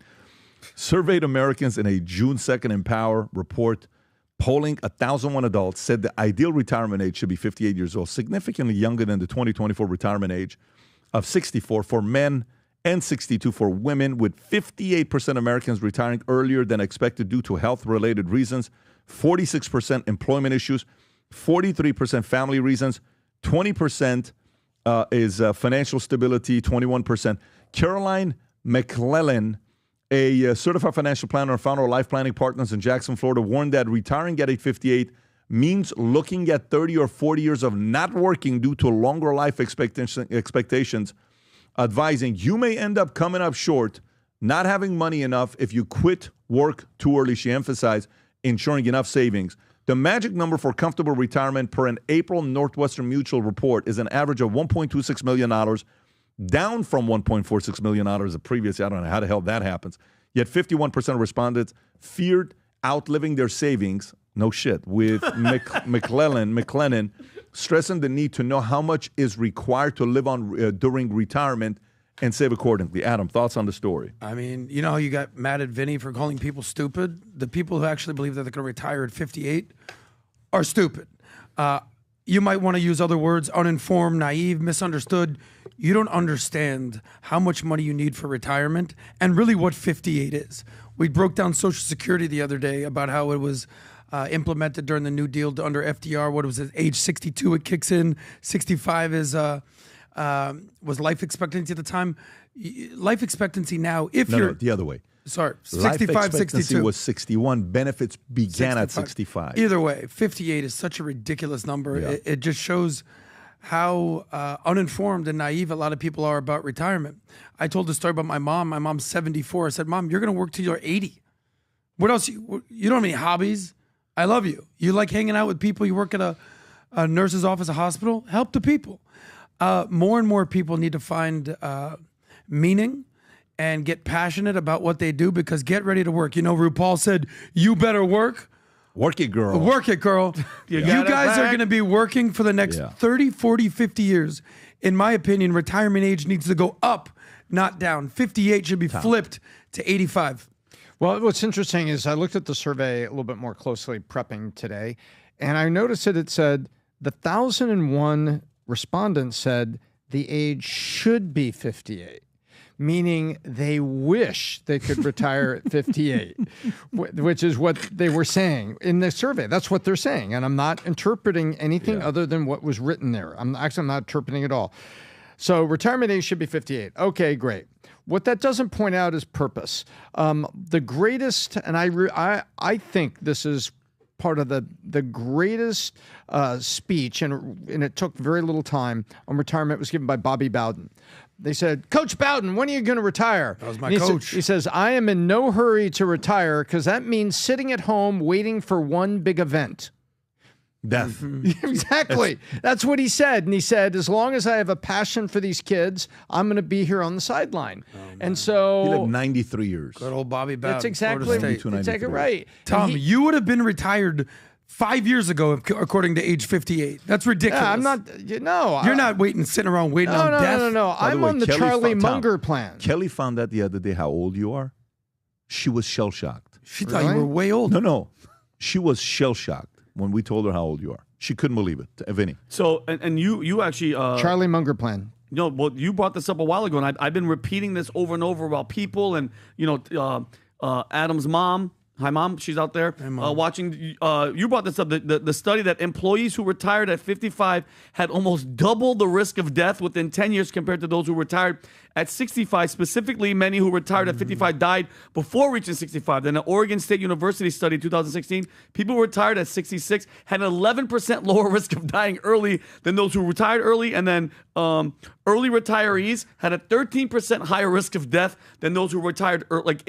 By the way, the machine has to keep moving. Once you stop and you sit, I don't care if it's a Ferrari, a brand new Ferrari, leave it on your lawn for a couple of years and don't drive it. What happens to it? The battery's gonna die. It's so interesting, Tom, when you're saying 1,001 should be 58, right? Would like it to be 58. But this is what I'm wondering for the people that said it should be 58. Well, guess what?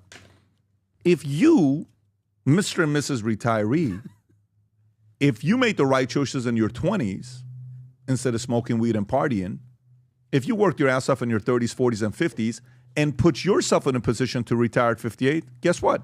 Go at it. But when you say should be, are some of the 1,001 saying that the government should allow me to retire at 58 years old and taxpayers pay for you? No. That's a no. I don't care what age a person chooses to retire. It's your prerogative. Do you want to do 42, 58, 79, 98? I don't care. It's your decision.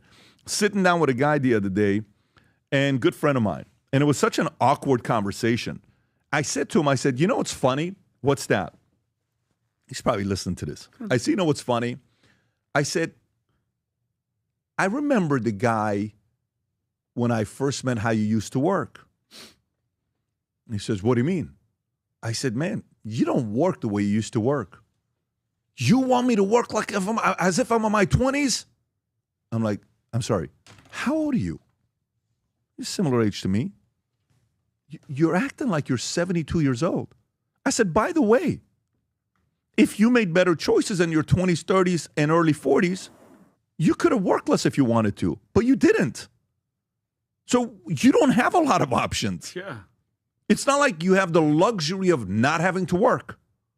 He put himself in a position that he can wake up anytime he wants, right? He worked with a company and he can be the $200,000 Uber, no responsibility, no kids, no nothing. I'm just I don't want a house. I don't want anything that's a long-term payment and I just got a bunch of cash I'm sitting on. Guess what? He can be living the life that he wants today and no one can tell him anything. Wow. Okay? I'll take it. You want nuts. But that doesn't mean people want to work with him. That just means he's put himself. Why you got to go there? No. But all I'm saying was you made me feel great about all my decisions, and then you'd be like, well, everyone hates it. But this is where I'm going. Do you know where I was going? Not in real with it? life, PBD. When I was trying to explain Internet to this is guy. in real life. Trying to explain to this guy, bro, 40 to 60 are your best working years of your life. Yep. And you're saying, you want me to work like as if my 20s? No, more. Are you out of your mind? Yes. Yeah. What do you mean I work more? Because you screwed up in your 20s. You screwed up some of the money you had in your 30s. That's nobody else's fault. It happens. But you got to play offense. I'm working harder than I was in my 20s, and I'm enjoying life. I'm enjoying what I'm doing. I'm not sitting there like, and the difference is, some of us have the luxury to stop and never have to work, and we can stop, and my kids don't ever have to work. We made some real good choices. But you think I'm going to have that happen with my kids? No. So the challenge with this number at the 58 thing is, if you said it should be 58 and you made the right choices, you should retire at 58. Go ahead. No one can tell you anything. But if you didn't make the right choices and you want the government and taxpayers to lower retirement age from 65 to 58, no. I think we need to increase Social Security to 75 years old. I think we increase the benefits starting at 75 years old. When the plan first came out, for every one person that was getting retired, getting Social Security, 40 people paid for one person retiring. Today, it's 2.5 per one person. 2.5 per one person. There's a chart that shows what was happening with the amount of people taking benefits. It just went like this. Skyrocketed. Not sustainable. So, no, I'm not with the 58. Well, there's mathematics and there's longevity. If you're going to be on longevity side, you take away purpose and appreciation, you accelerate deterioration of human beings. And that's the people that retire early. And if they don't have purpose in life and appreciation, those two things keep you going. And guess what? Faith is a tremendous platform on which to put purpose and appreciation. Continue. You could retire from your regular job if you made good choices in your 60s, and then you could teach, you can volunteer. But if you don't have purpose and appreciation, you don't get longevity. The other thing is a math problem that you're bringing up, Pat, that the whole nation's got to figure out. Yeah, it's funny with this story. This leads to the next one, which is, it's so funny that people want this are the people that didn't make the right choices. Tax inheritance at 100%, okay? So it's the only fair choice, says Louis Goodell, okay? I don't know who this guy is. He's talking about tax, and by the way, this is not just him talking about it. I don't know who this fellow is. But he's a presenter for LBC, co-host of News Agent Podcast, argues for radical 100% inheritance tax to address wealth inequality, stating, Rob, if you want to play the clip, go for it. What we've got at the moment is an aristocracy of wealth in this country. It's also true of the United States as well. So what I would do, and I wouldn't be opposed to, by the way, I wouldn't be opposed to 100% inheritance tax. Or maybe let's say 99%. My rule might be that if you can put it in 2p bags, then you can hand it over. That's fine. 99, 95%. I'm being provocative, but you see what I mean. I would not be against a far higher rate of inheritance tax than we have at the moment, which is 40% above a certain threshold. I wouldn't be opposed to putting that to 50%, 60%, 70%. Why? Because I think the quid pro quo should be twofold. One, that helps fund public services, which actually helps level the playing field in achieving a true meritocracy. Two, it will help us reduce taxes on income. Because at the end of the day, I want to incentivize work. I want to incentivize productivity. I want to incentivize people to get up off their backsides and do more. You don't have a right to inherit. What?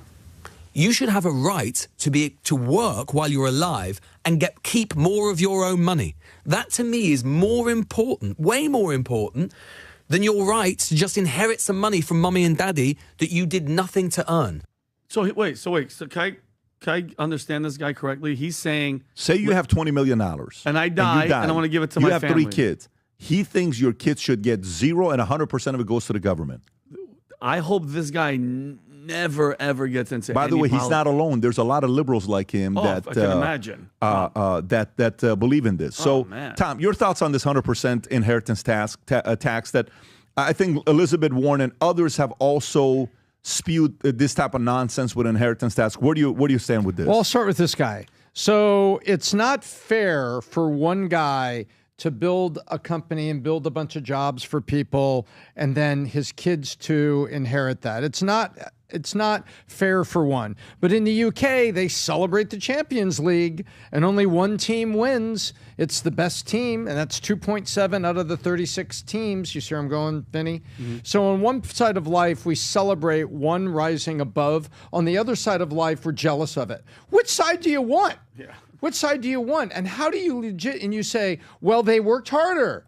They're the Champions League. Your team didn't play defense. Your team was lazy. Your team was poorly led. I could say the same thing about citizens. And I love this. I make this analogy for people, and it causes people to kind of back off their argument a little bit, except the ones that are just basically envious.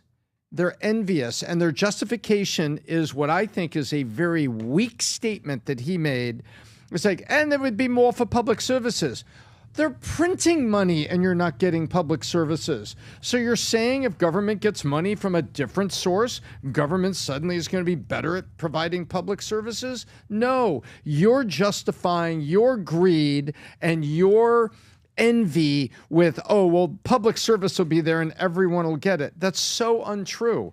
And this is when you have people who didn't do it, when you have bureaucrats making laws about businesses, that's when businesses get constrained and overregulated. So when you have bureaucrats making laws about inheritance, you be careful about taking away that incentive to accumulate.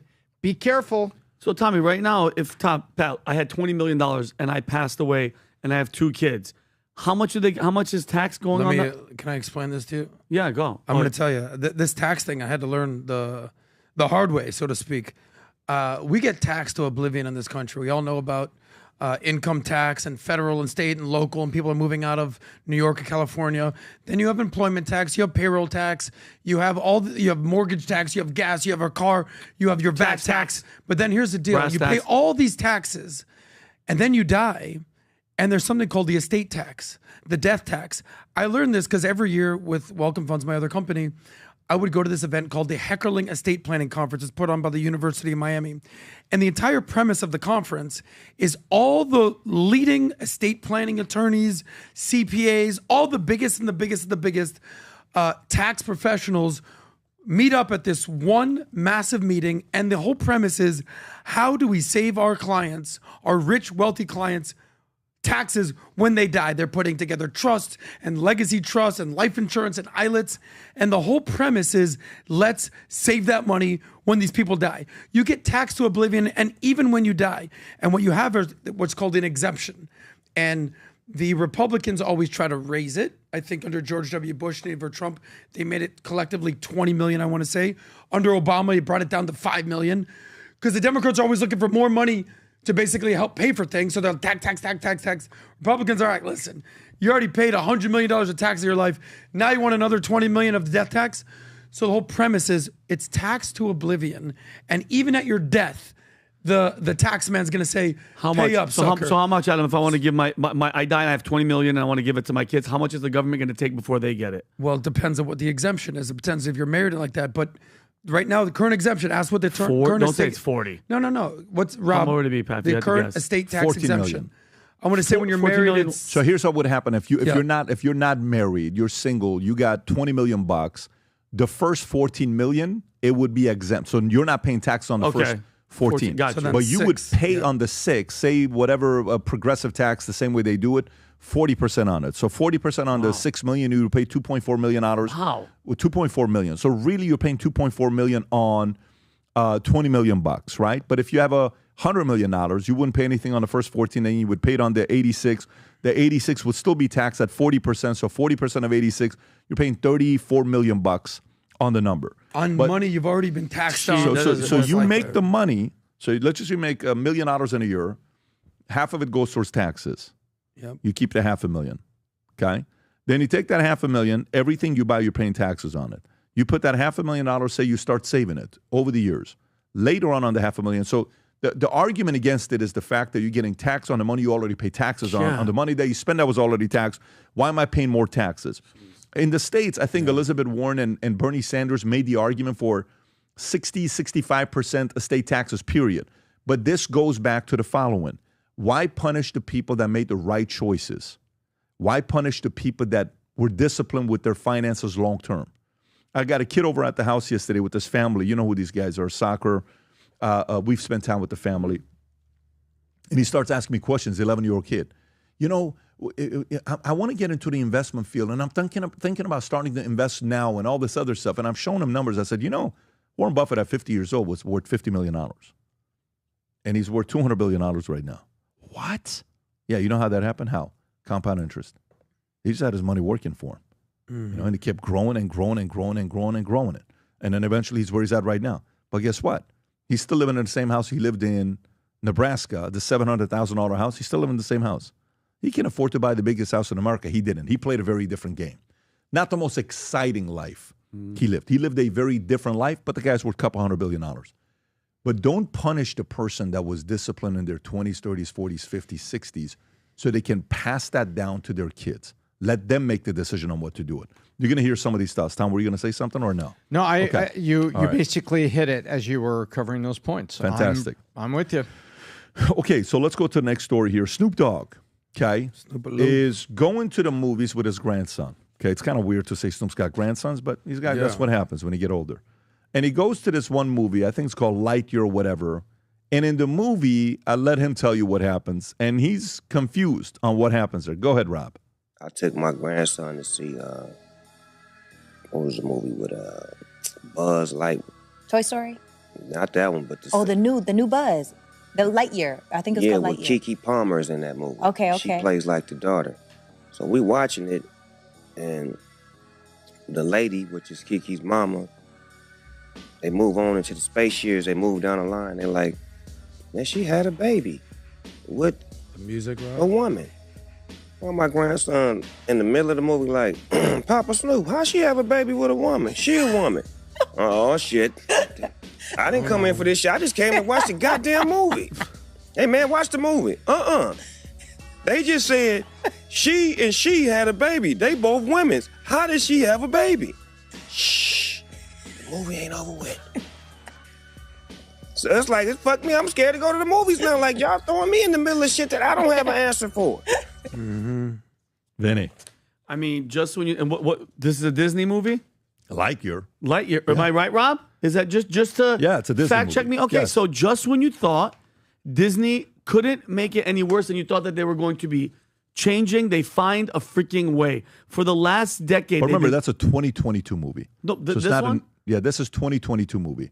But still, they still air. They're not taking it off. For sure, yeah. It's like my thing is just how much money, how much, and there. By the way, I don't think Disney is changing gears, Pat. I think they're still making stuff like this. And They're getting rid of this Jacqueline. What's her name? Something Kennedy, Kathleen Kennedy. That gets her job.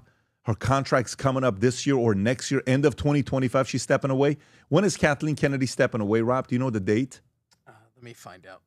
And is she with Disney? She's with Disney. She's with Lucasfilms, which is Disney. Yeah, Lucasfilms. Yeah, but and I get it, Pat. I get they're changing. I know Bob Iger's there, and he's trying to adjust stuff. But I mean, this is just the point. End of 2025. They're making people like even like Snoop, who Snoop is anti-Trump.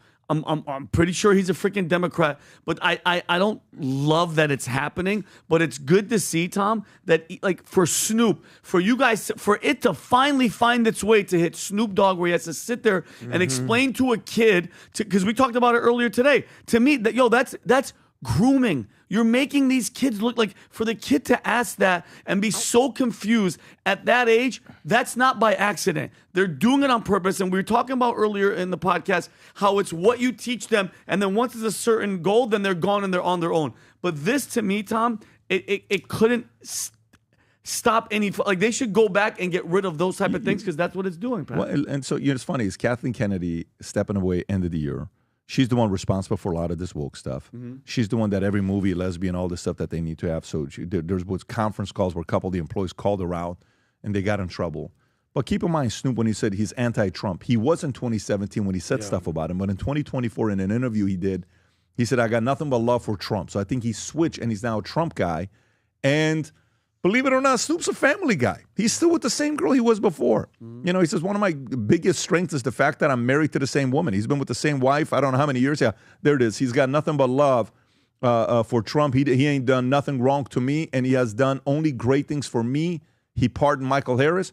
So this is Snoop. Now, the challenge with this mindset as you're going through it is now you're getting some of the people that generally would have supported that to say, dude, just stop with this ridiculous stuff already. It's too much. Leave us alone. Let us just go to the movies and enjoy ourselves. Nope, they can't help themselves.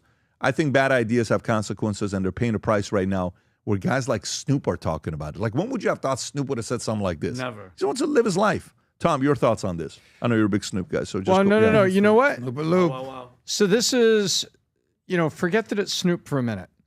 When you go to a movie and you just want to sit at a movie and you're watching it with your kids, you don't want to have to decode things. Yeah. You just want to go to a movie. And that's what Snoop is talking about. You can go to whatever movies or anything like this. But I think if you're doing movies for kids, remember, one person's grooming is another person's, we're just recognizing society and we're normalizing. Yeah. So that's the two sides of it, and that's the argument that you're going to make. The artistic liberal side's going to say, we're just representing everyone. And the other side is going to say, no, you're kind of grooming, and you're kind of, you're trying to normalize it in the mind of my child, which is a grooming act for my child, and you'll say you're just normalizing it for all of society, and all of society is repressed, and that's your argument. Yeah. And then along comes Snoop, and you know what's funny? You could have all kinds of people here. Hispanic father, very masculine, white father, white mom. Guess what? All of a sudden, Snoop, who comes from the artistic side, says something about it, and it gets traction. Yeah. And guess what? Do they call him bigoted? Do they call him discriminatory against gays? No, because he comes from their side, and they don't know what to do with it. What's crazy? You know what's crazy with this, Vinny, is I think you guys were doing something on Unusual Suspect. And, you guys were talking about Pete Buttigieg, which is very weird. The one thing about black men, they may not say stuff, but numbers speak louder than whatever they say on a podcast or not say on a podcast. Here's Pete Buttigieg. Numbers came out. Rob, can you go on ChatGPT and ask the following question? Say, is it true that Pete Buttigieg got no support from black men? Just type this up. And by the way, I'm not talking personal life. I'm talking like elections. So did he get no support from black men? No, I'm not being funny. Maybe he did hang out with a black guy. I don't know. So in June of 2025 poll, 0% support from black voters. This guy's a liberal. They should support him. A June 2025 Emerson College national poll indicated that 0% of black respondents said they'd support Pete Buttigieg for the Democratic nomination, not just black men, but black voters overall. The report stressed this wasn't within a margin of error. It was quite literally zero. The growing a beard didn't work, huh? Can you imagine this? Zero. So I don't know. I mean, specifically amongst black male voters, I don't know if that's their space that they're in. So he's like, just leave me alone. Adam, your thoughts on this? I mean, when you lose Snoop Dogg, that is a telltale sign you're losing the male vote, whether it's the black vote, whether it's a Latino vote, whether it's any type of dude. Snoop represents the average guy that's just like, what the hell is going on here? If you know anything about Snoop, here's a guy that's basically focusing on his money, minding his business, like, my money on my mind, on my mind, on my money, doing his own thing, rolling down the street, sipping on gin and juice, doing nothing but a G thing. And all of a sudden, Buzz Lightyear shows up and you got lesbian couples adopting kids. And he's like, what the hell is going on here? 10 years ago, when Trump was elected, you could probably find the clip. Snoop was like, "Oh, you cracker, Uncle Tom." He was not. He liking he went in on black people. 10 years later, he's at the inauguration. What's up, Trump? That's my dog. Snoop represents the average man who's like, what the hell is going on here in America? When you lose Snoop, you're losing the average man. And Snoop ain't having it anymore. He ain't playing this game. And I just think it's ridiculous. Since 2019, they've lost Disney $11 billion. And I get it. This was a 2022 movie, but the question is, what was the goal? Thank God people have woken up, and I think Trump played a big part. But what was the goal, Tom? Pushing that agenda? Because, Tom, if we didn't say nothing... One man's normalization is another man's grooming. I think so. And they live in the echo chamber of liberal thought. Look at the Academy Awards. Look at the Emmy Awards. What do they used to call it? There used to be an acronym for it. Oscar, Emmy, Tony, Grammy, whatever it was.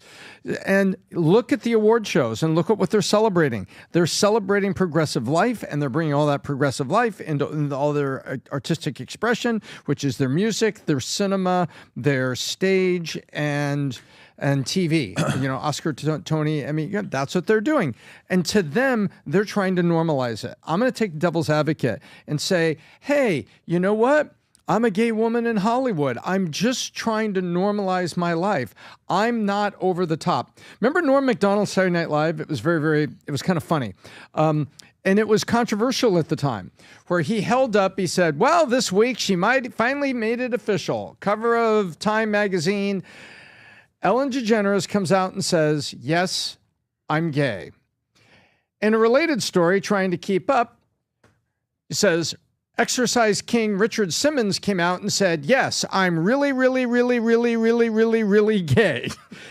and everybody was upset with Norm Macdonald. How can you do that? Why are you picking him? I wasn't picking on him. I made an obvious joke because he was so out with everything. So in their echo chamber, and they're there, they think they're just presenting normalized people that are part of society. I disagree, but that's where they are. Here's Stephen A. Smith on Bill Maher when he's asked about it. Go ahead, Rob.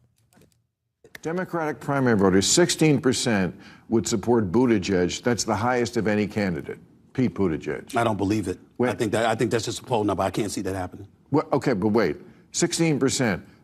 Black voters, 0. 0. You don't usually see 0 anywhere. 0's low. For who? What is this? For Buttigieg. Explain that. I mean, why do black voters have this? I mean, he's a nice guy. Yeah, he's under-indexing a little bit with black voters, yeah. A little? What is that all about? He doesn't move us. I respect the man. I've interviewed him before. Very nice man, highly intelligent. But you gotta be able to move us, bro. He doesn't move us. He ain't Trump. You can speculate as to why that is. I'm not going there. He doesn't move us. He's basically saying the black community isn't voting for gay Cracker Barrel. And it is what it is. How many times did you hear Trump in a rap song? You don't hear Mitt Romney in a rap song. You don't hear gay Mitt Romney in a rap song. Yeah. The black community wants to resonate with somebody that moves. Romney's not gay. This is Pete Buttigieg. No, I know. But that's it's the regular Cracker Barrel. It's kind of hard. Like, if you can't really say the last, like, what are the odds that he's a gay guy and the word "but"? Oh, you're trying to do that? No, I'm just you're saying. Trying to judge his booty? No, I'm not. Man, don't do that. By the way, for what it's worth, let me tell you this, and I'm being as honest as possible, and it's not your fault. I'm not doing that. If Kamala could speak like Pete, she would have had a better chance. I agree. If Biden would have spoke like Pete speaks so eloquently. He is so talented with and the way sober he speaks. most of the time. That might so work talented the way he speaks. But guess what? America's just not ready for something like that today. He needs to start using his S's a little more. No, he's the alpha. He's the alpha in the relationship. People talk about. Let me go to this next that's relationship. A sober explanation. Let me tell you guys what the next one sober I'm going to go to. Okay. So the next story I'm going to go to is Mamdani fails at a bench press while trying to show off at a men's day in Brooklyn as Cuomo Adams roast the rival. So watch this. This is Mamdani. I thought he was trying to bench 2 plates. But no, he's out there doing what? He's benching A plate, which is 135 No, pounds. what? That's a 35. That's not a 40. Are Those you joking? Pat, those are. Look, once Robbie plays it, Pat, and you know, tell me that's not a 45. Well, a 45 it says 135 pounds. Yeah. So 135 pounds is a 45 pound I don't plate believe on it. I don't believe Well, it. that's a different thing you want to question. I'm just saying that's what it is. Yeah. And the bar is 40, right? And then, by the way, 45. and the bar is 45. And then Adams goes out there and does the same thing. He says 64 versus 33. Who knows? Maybe afterwards we'll go do a bench press, all four of us, and we'll even include Rob. Oh, can we? And it will post it only in the PBD podcast circle. Some of you guys can just go watch it, for yourself and just Rob's comment strong. on it. But go ahead, Rob. Show us this clip. Competition. Here. Go ahead. So Pat, look from the size. Pat, that's not a 45, Z. That's a 45. No, I think it's Look small. at the thickness. It's 45. I think it's small. Somebody would have pointed it out. No one said it's 35 so far. Maybe you're right. It I might be don't a know. 35. Look, he doesn't even know how to. Look at it. He can't. Like, how do I grab it? Too close. He doesn't have the line straight. No, Oh, that's bad. No. Wow, he's never gone to the gym. This is a bad look. This is like Dukakis getting in a tank. Yeah. See, look, he's like, yeah. Look, the guy curls it. The guy curls it up. Let me get one more. Let me get one. Look, he's like his legs. He can't even do it. Let me get three. You're not getting three.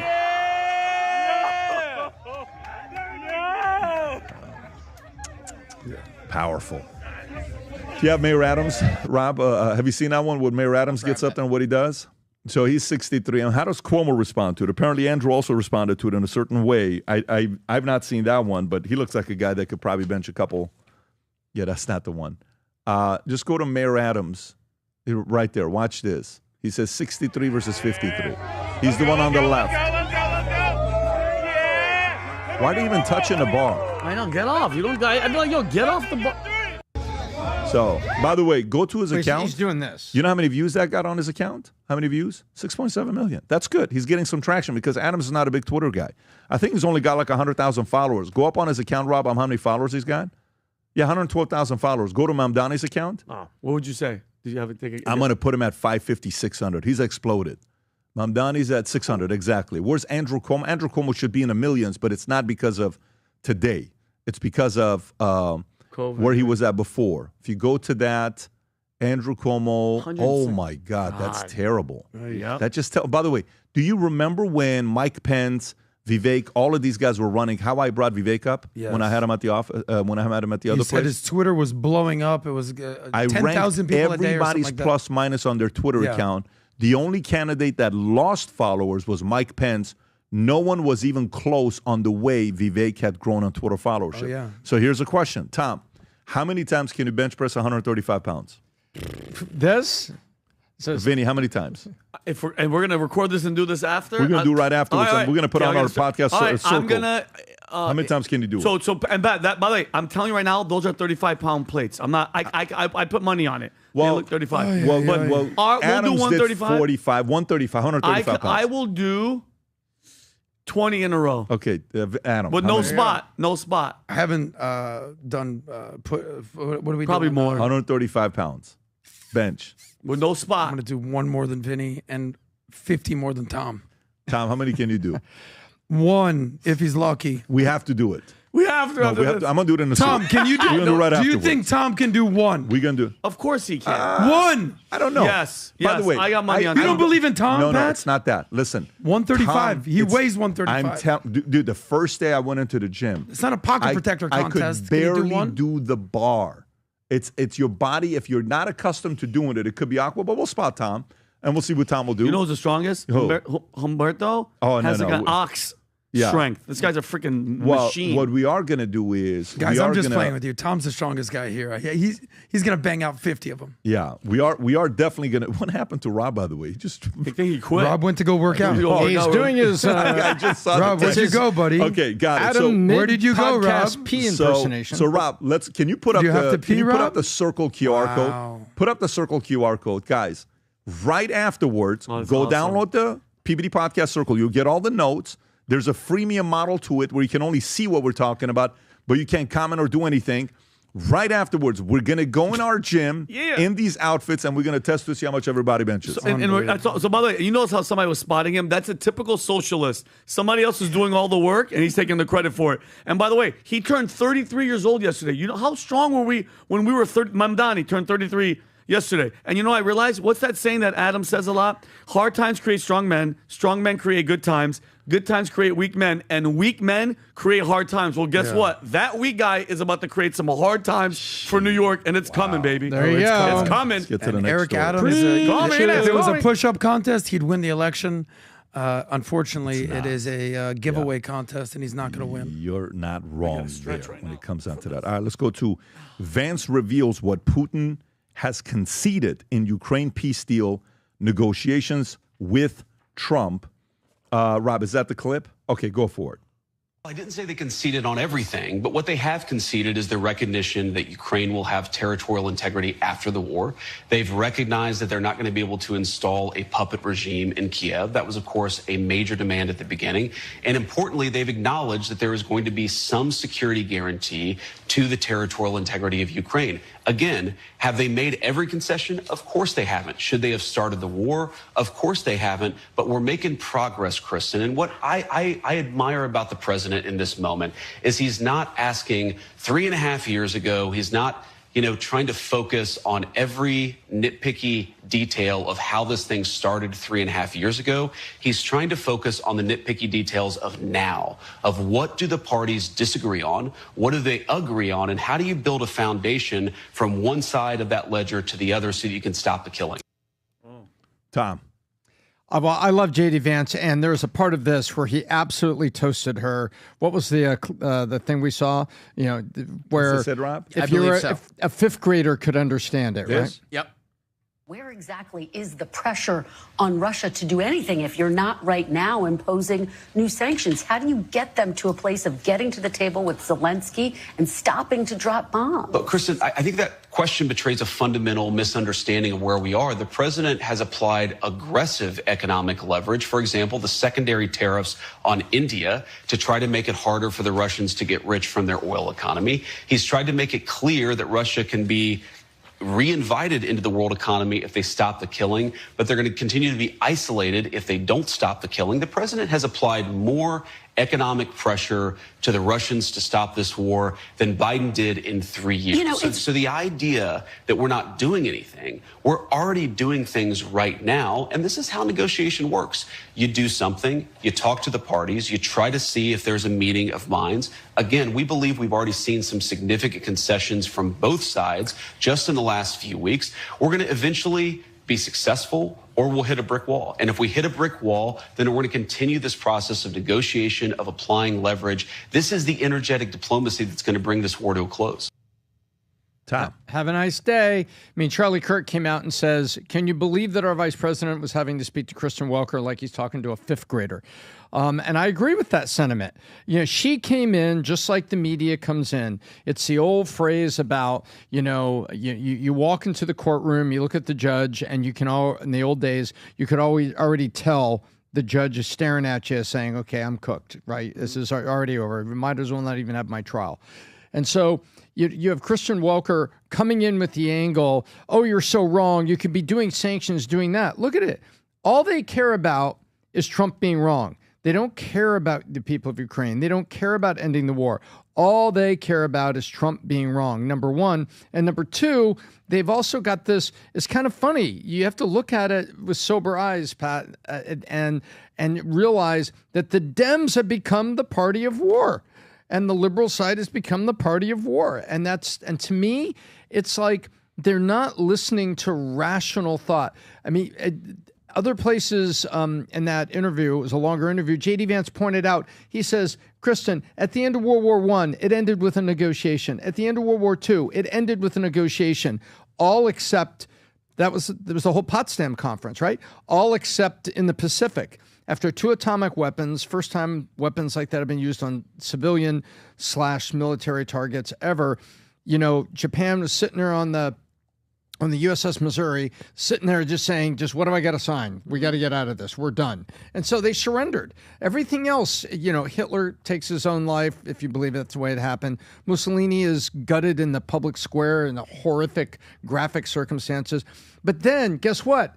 The U.S., the Soviets, and the Brits get together and negotiate the end of World War II. All the major wars end with negotiations, and that's where we are right now.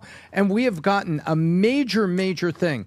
Remember, one of the key spark points was Russia. I do not want NATO country on my front lawn. And I do not want that. And the Warhawks, Nikki Haley and others wanted that to happen. They wanted to dare the Russians. They wanted to poke them. Well, guess what?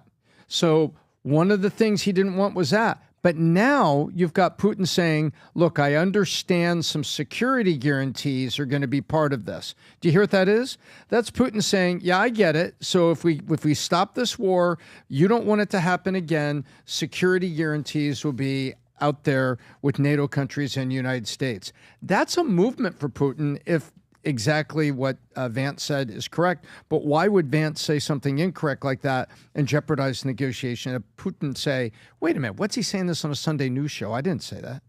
And so I think we're headed in the right direction. And it's our liberal media, once again, Trump wrong, Trump bad. So our friend Kristen Welker interviewed not only J.D. Vance, but also Sergei Lavrov. And if you don't know who that guy is, he's been Putin's spokesman for decades now. This guy is classically trained KGB. Like he's running circles around anyone who interviews him, and he kind of gives this like air of diplomacy. But when you're not looking, this guy will rip your heart out in an instant. He is the guy that Putin trusts the most. So he and J.D. Vance were on Meet the Press this past Sunday. Obviously not on together. Here's what I took away from Sergei Lavrov's interview.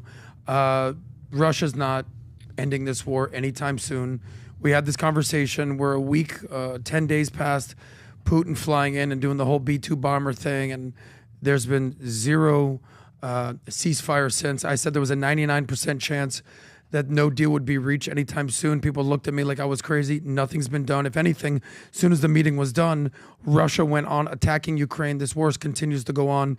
They firmly believe, the Russians, that Ukraine is just part of Russia. That's that. U.S. is trying to be a mediator here, and we'll see what happens. But they want to install a Putin puppet in Ukraine, and we'll see what happens with Zelensky. As far as J.D. Vance, just a little quick take. J.D. Vance is basically the straight Pete Buttigieg. I like J.D. Vance. I would vote for J.D. Vance. I think he's logical. I think he's pragmatic. I think he's sharp. I think he's a great vice president.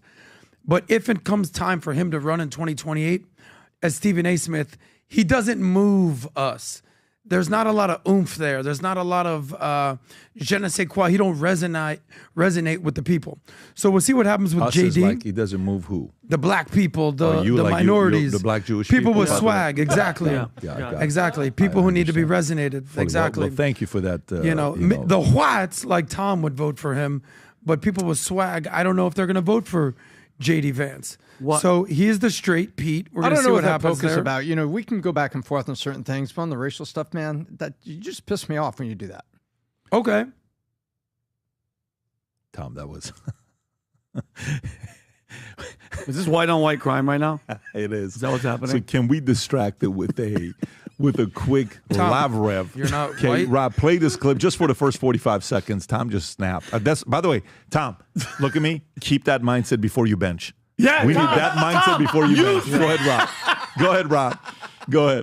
Bottom line, there's no meeting planned. President Putin said clearly that he is ready to meet, provided this meeting is really going to have an agenda, presidential agenda. So that's a big if. There's no meeting planned, Mr. Foreign Minister. That's a big if. You're saying there's no meeting planned right now. Kristen, I am awfully sorry you're not listening. There is no meeting planned, and I'm not challenging this. But you cannot, I think, understand what I am saying. Putin is ready to meet with Zelensky when the agenda would be ready for a summit. It's because Zelensky didn't and agree this to agenda is not ready basic. at all. President Trump suggested after Anchorage several points which we share, and on some of them we agreed to show some flexibility. Okay. When President Trump brought those issues said no to everything. To the meeting in Washington, with Zelensky present together with his European sponsors, he clearly indicated, it was very clear to everybody that there are several principles which Washington believes must be accepted, including no NATO membership, including the discussion of territorial issues. And Zelensky said no to everything. He even said no to, as I said, to canceling legislation prohibiting the Russian language. How can we meet with a person who is pretending to be a leader? Okay, so there you go. So you're hearing it from him. It was a 58-minute interview. We'll follow up more on this on the next podcast that we're having on Wednesday. Gang, again, if you want to watch the bench press for Tom, I think everybody wants to see Tom. That's really what everybody wants to see. Right now. If you want to see that, go download Connect Circles. Go to the PBD Podcast Circle. You have tiers. The lowest one is freemium. Just go sign up to be able to see. You can't comment. Come join us. We're about to go see who can bench the most. God bless everybody. Bye-bye, bye-bye.